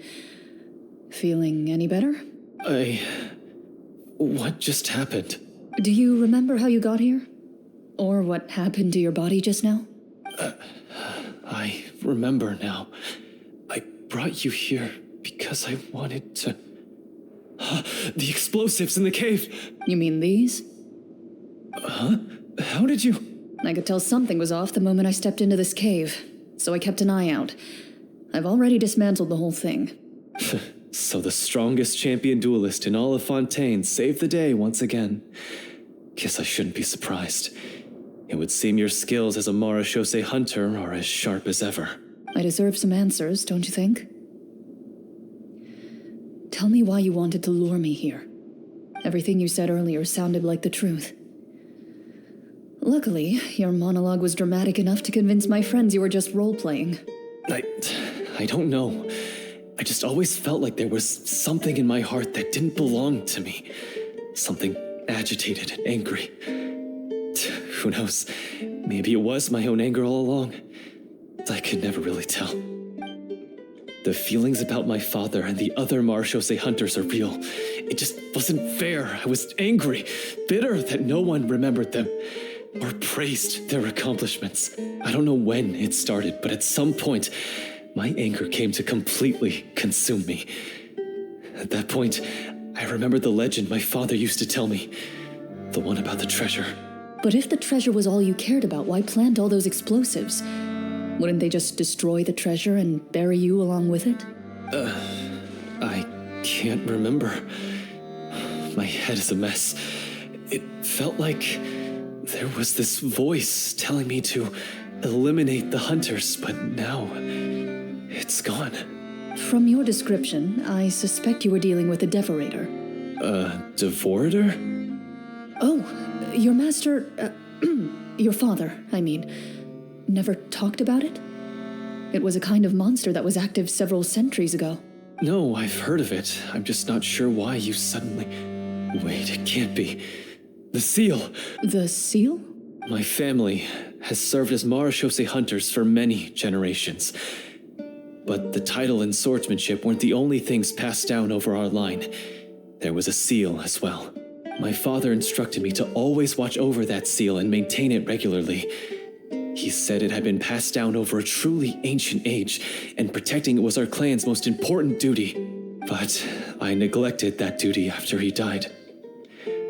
I finally decided to come down and check on it one day, and that's where my memories become fuzzy. The devorator would be a formidable adversary for any mortal being, even ones as capable as the hunters.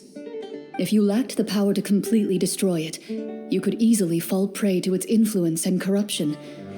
In light of this, some Marechaussee hunters chose to seal the devorator away, in the hopes that a permanent solution would come with the passage of time. I heard it has the power to amplify the obsessions and desires in people's hearts, to the point where they overtake you entirely.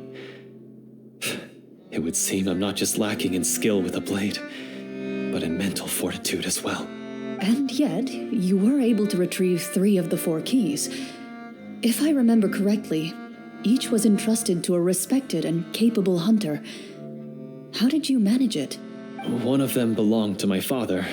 The second I stole from a different hunter. And the third... was one that I snatched while the person was on the way home from the tavern. I nearly died in that alley. I know just how strong you are. It's as clear as day to everyone in Fontaine. I observed you from dusk to dawn, but could never find any opportunity to sneak up on you. I never even saw you drink a single glass of liquor. The only way I could think to obtain that last key was to lure you here using your hobby, and then... Oh, I get it now. That monster, it wanted to bury you here alongside the treasure. I won't comment on anything else, but the script was good. Well, I did pour my heart and soul into it. The stories my father used to tell me about the glory of the heroic Marechaussee hunters and how they came to be forgotten. It's more than just a story. Huh? You're proud to be a hunter. You're still holding onto that part of yourself, no matter how small. I have done so many despicable things. I have nothing to be proud of. Then explain the purpose of the evil sorcerer in your story. Isn't he the true antagonist? The one who sought nothing but his own gain and used the people as pawns to attain it? In your heart of hearts, he was the one you truly wanted to defeat. But I've already tainted my sword. I no longer have any right to... Wake up, Florian. Remember how you introduced yourself earlier. Do you really think the hunters acted out of a desire for honor and glory? Or to be loved and acknowledged by the people? What did your father teach you about our order? You do not wield your sword for yourself, but to protect those you serve. There's nothing special about a blade. It's the intentions of the wielder that matter above all else. Do you still not understand? Even after seeing the treasure for yourself? The contents of that room, they represent the true legacy the hunters left behind. You're right. I am a Marashose hunter. It's time for me to redeem, no, to finally serve the people I vowed to protect all along. I wouldn't be so quick to push aside the need for redemption. I know. That's a charge I won't bother to defend myself against. Good. Then, come with me, and help me see the script through to the end. Huh? See the script through to the end? But there's no more script left. Never finished it, huh? No, I mean, I wrote the script with the sole purpose of luring you all here. There was no reason to write beyond this point. Then we'll just have to keep writing it. The evil sorcerer still needs to be defeated. You mean the Devorator? Are you saying I have to make up the rest of the script as we go along? Is that really so hard? You've already written most of it. Surely you can write an ending where the hunters win and justice prevails. I'll be there to help you too. You aren't afraid your party will fall into danger? I know what my friends are capable of, and they're all quite skilled. Besides, I need their help. Then, are you going to tell them the truth about all this? I don't intend to spoil the fun. Sometimes protecting dreams and fantasies is more important than exposing the truth. Don't you think?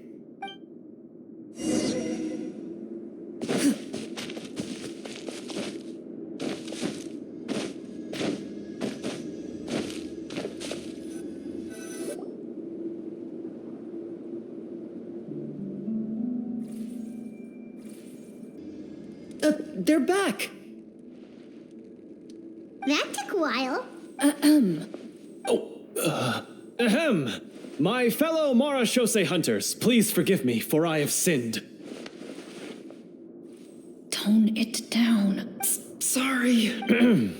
After crossing swords with you and witnessing your courage in battle, I've rediscovered my true self and regained my pride as a Marashose hunter. Oh, do I smell a redemption arc? I confess, I was brainwashed by the evil sorcerer. He asked me to lure you here so he could bury you in this cave. That little... Wait, you're saying all of that wasn't you, but the evil sorcerer? That's right. He's adept at manipulating the hearts and minds of the people. I fell under his influence because I did not possess a strong enough sense of will. And how are you going to prove that you're a changed man? We're not going to fall for the same trap twice. To be perfectly honest, I only came to my senses after seeing the treasure. It reminded me of my father's past teachings. The treasure was actually... The names of all the Marashose hunters from ages past and their weapons? Wait, you already know? Of course. Don't underestimate a veteran role player's exploration skills. Oh, wait, I mean Marashose hunter Navia's exploration skills. We just finished reading through the content of the stone tablet. That tablet recorded the lives of some fascinating people. For example, this Marashose hunter called Est. She inherited the responsibilities of the Golden Hunter and passed judgment on many people. But in private, she had a very easygoing personality. Her favorite pastime was singing and dancing with her friends, and she was said to have a beautiful voice. So, she was just like you. Oh, you really think so? Well, when you put it that way, I suppose I also have a few things in common with this Walter. Working as an executioner, he supposedly used a countless number of tricks to confound his enemies in battle. Oh, if only I could have seen the feats of magic he pulled off back then. Their lives were all so exciting. You could write so many cool books about their accomplishments. How could they have all been forgotten? Because they chose to be. To hunt monsters that only appear in the shadows, you must also operate in the dark. To be a Marechaussee hunter is to willingly give up on wealth and fame. Then this stone tablet must have been left behind by their companions. That's right. Few Marechaussee hunters ever revealed their identity to the public. They always protected the city from the shadows. The only time they spoke of their accomplishments would be at night, when they gathered with their fellow hunters in front of the bonfire to share stories of the monsters slain by their hand. So, this tablet was created not so that the hunters would be remembered by the people, but so that they would be remembered by each other. No wonder this place was so well hidden. You regard the stone tablet in solemn silence. The names of your comrades etched onto its surface serve as a reminder that you are never truly alone. The tablet proves that, although a hunter walks a shrouded path, it is not a solitary one. There will always be those who walk beside you, a fact that remains as true today as in ages long past. Their legacies shall continue to be passed down from generation to generation, as everlasting as the stone onto which their names are carved. Father, you once told me that I should seek out the treasure if I ever became lost. So this is what you wanted me to find.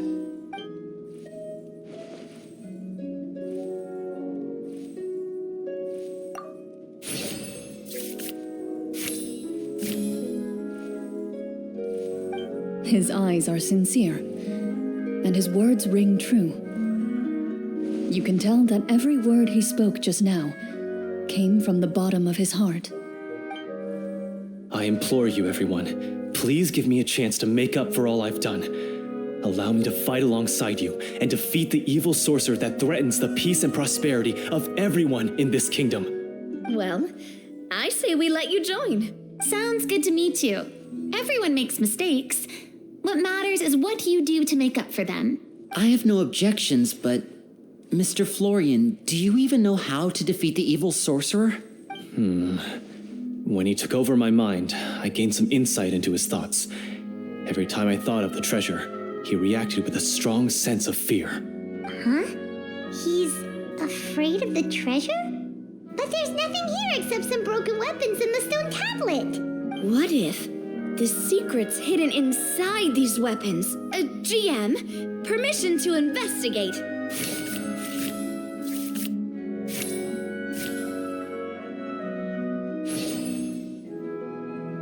At first glance, the weapons appear absolutely ordinary. But as you observe them, you notice a faint energy emanating from within.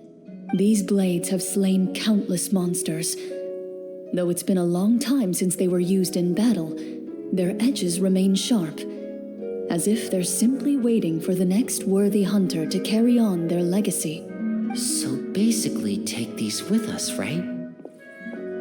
I'll take this weapon, since it used to belong to Est. Maybe it'll find comfort in being held by someone who appreciates the arts.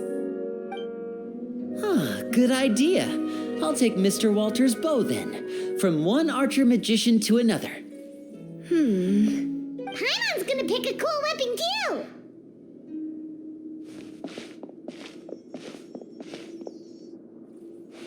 As you grip your weapons, you can almost feel the will of past hunters coursing through your being. It's a feeling of courage, determination, a silent vow passed down from generation to generation that says, eradicate the monsters, no matter the cost.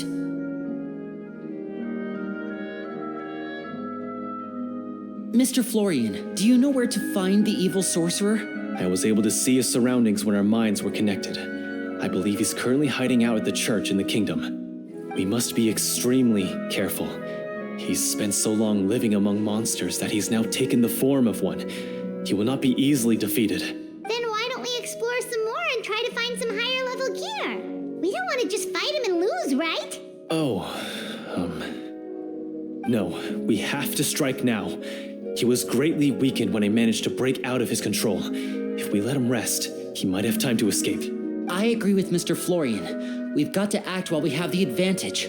Don't forget, the people of the capital are counting on us. Yeah, now that we've got a plan, there's no point in waiting. The longer this drags on, the worse it will be for everybody. Yes, that's what's called... Yes, that's exactly right. All right, you've persuaded Paimon. Mr. Florian, please lead the way. Of course. Follow me. He had to set up so many scenes today, and now he has to join in for this last part. I really don't envy his job. Finally, you decide to slay the evil sorcerer and bring peace back to the kingdom once and for all.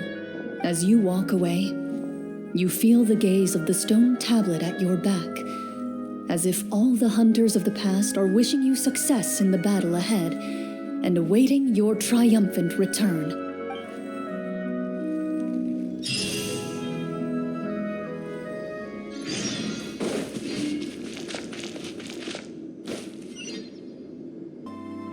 Finally, you arrive at the church Florian described. As you approach, an ominous aura surrounds you. You get the sense that your enemy is close at hand. How strange. This uneasy feeling seems so real. How did they manage that? Now, it is time for the final battle. Let's go!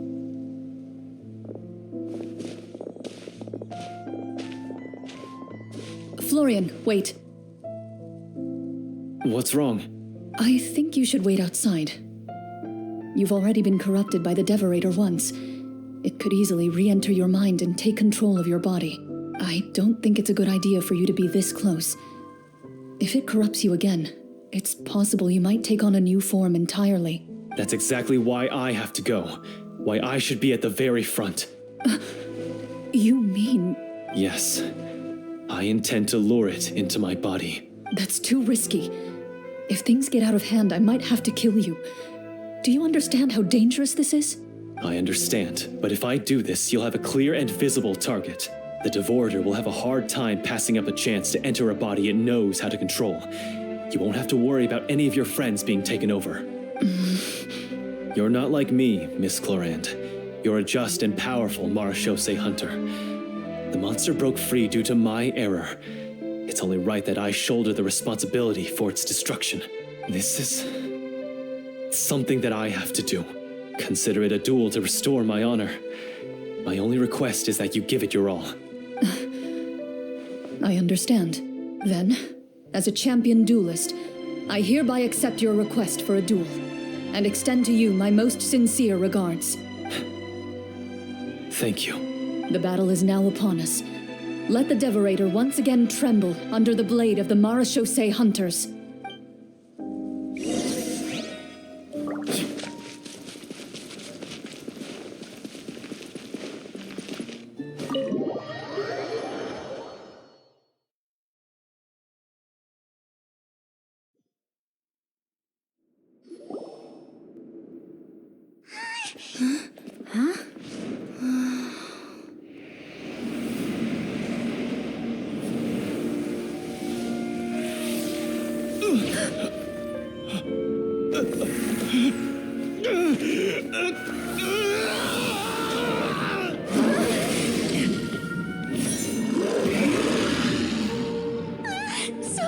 So lifelike.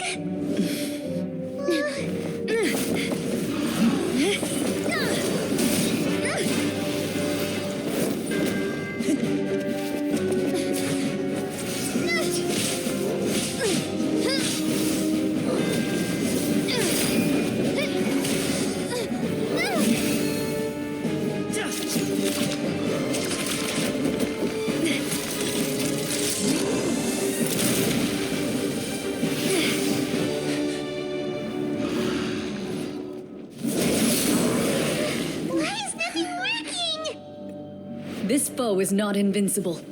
You hold the treasure, the power to defeat it, in your own 2 hands. The treasure? You mean... The names. It's the Marechaussee Hunters' names.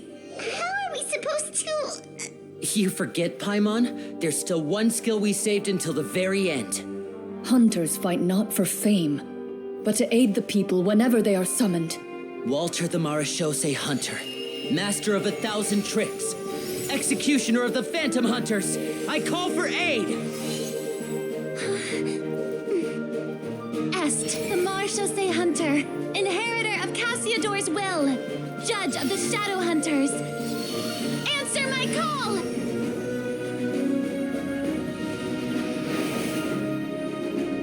Petronia, protector of justice and order. The hunter I respect the most. Thank you for saving my friend, the best one I'll ever know. Please, lend us your strength.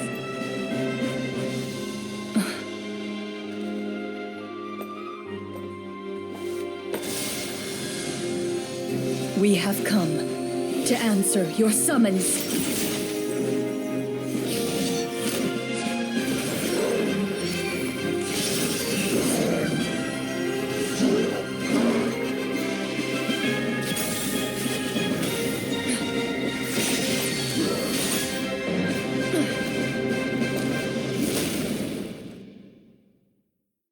And so, the monsters were eradicated, and the sorcerer was defeated. Peace soon returned to the capital. Those in the court, manipulated by the sorcerer, also recognized the errors of their ways. Some remembered the names of the heroes who saved their kingdom, but others simply continued their lives none the wiser. Such is the story of the Marechaussee Hunters. They pursue the phantoms in the darkness and exterminate all who pose a threat. They will always protect the city and those within it, even should all memory of their accomplishments be forgotten by the very people they serve. I am assuming we've finally reached the end of the script. Yes, you've reached one of the better endings. It's a pretty solid story overall. I thought it was just an ordinary adventure at first, but the further we got into it, the more impressed I became with the production and the plot. That final battle especially. All the effects were super realistic. Oh, right. Yeah, totally. That's a really good point. I never expected the weapons we picked up from that vault would have that kind of effect. Yeah, mine nearly scared the daylights out of me when it started glowing. I took a good look at it after we got out, but I don't think it ever lit up again. Oh, we should probably give these props back, right? I'll just leave mine here. Did you have a good time? Of course. Let me know if another script like this comes around. Sure, no problem. Then I'll head back for now. I think I need some time to fully digest everything that just happened. Once Mr. Florian is awake, please pass on my regards to him. He must be extremely exhausted to have passed out cold like that. You're right. He's had a lot to deal with. Well, see you all some other time. Toodaloo!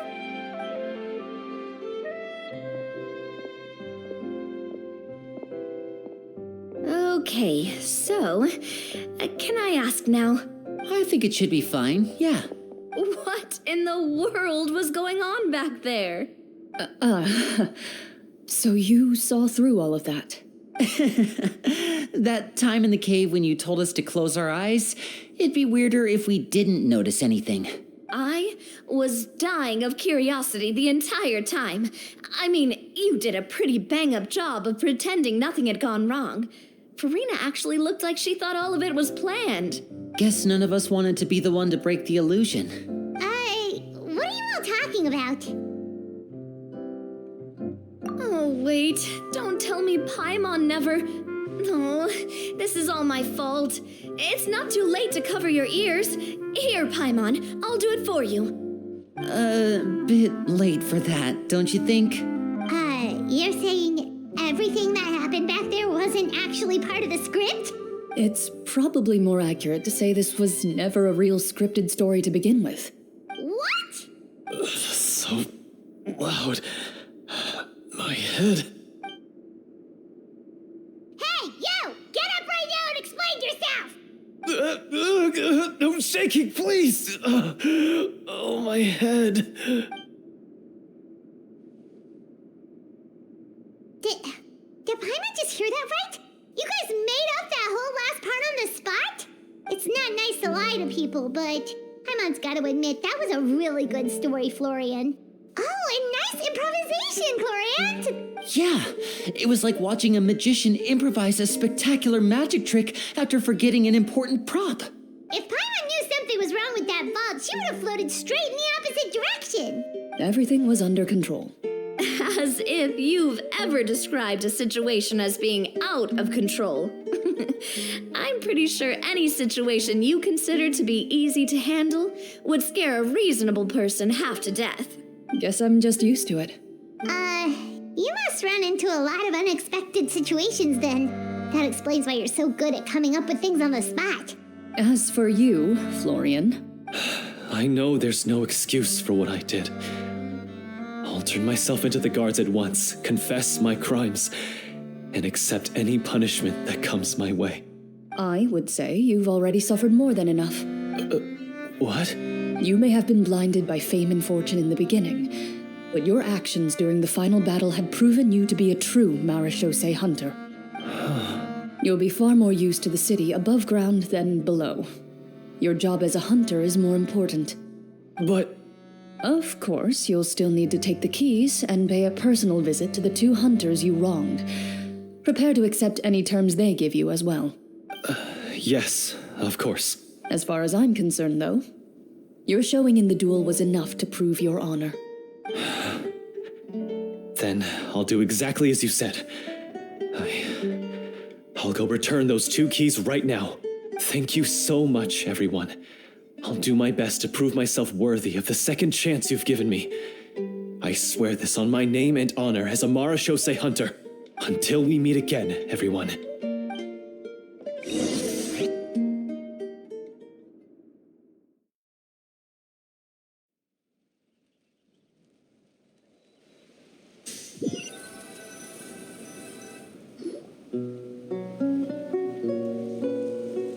Speaking of Marechaussee hunters, what should we do about the treasure in that cave? Leave it be.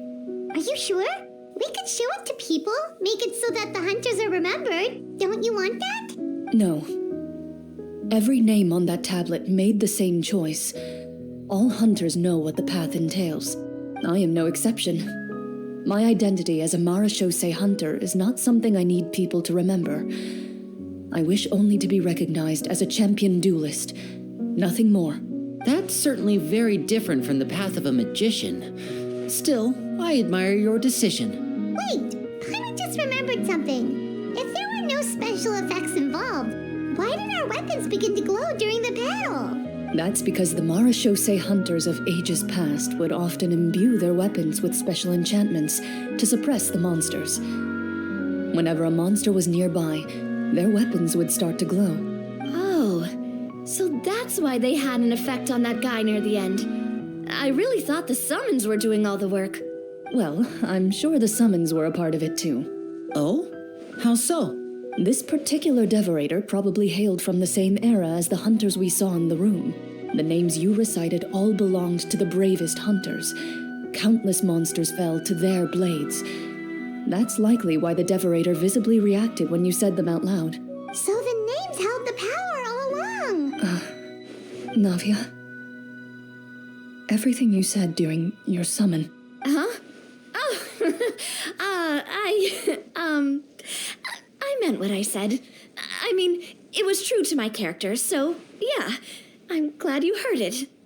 Just don't make me repeat myself. It's embarrassing. I really appreciated those words. All right. Don't get all sentimental on me. Anyway, let's not talk about that anymore. I'm going to go on ahead. Don't fall too far behind now. She ran off. I should probably head back as well. This story was truly incredible. I might have to spend the whole night telling my siblings all about it. Goodbye. Traveler, should your name and deeds be forgotten, what do you think the significance of your journey will be? I suppose the significance would be the journey itself and the world we helped create. There's still value in the time I shared with everyone here, in the things we were able to accomplish, even if no one remembers them. A great answer. I'll remember it. Me? The Marechaussee Hunter says nothing in response to that question. Perhaps her answer lies in her silence. An unspoken vow left to echo through the night. The path she walks needs no explanation.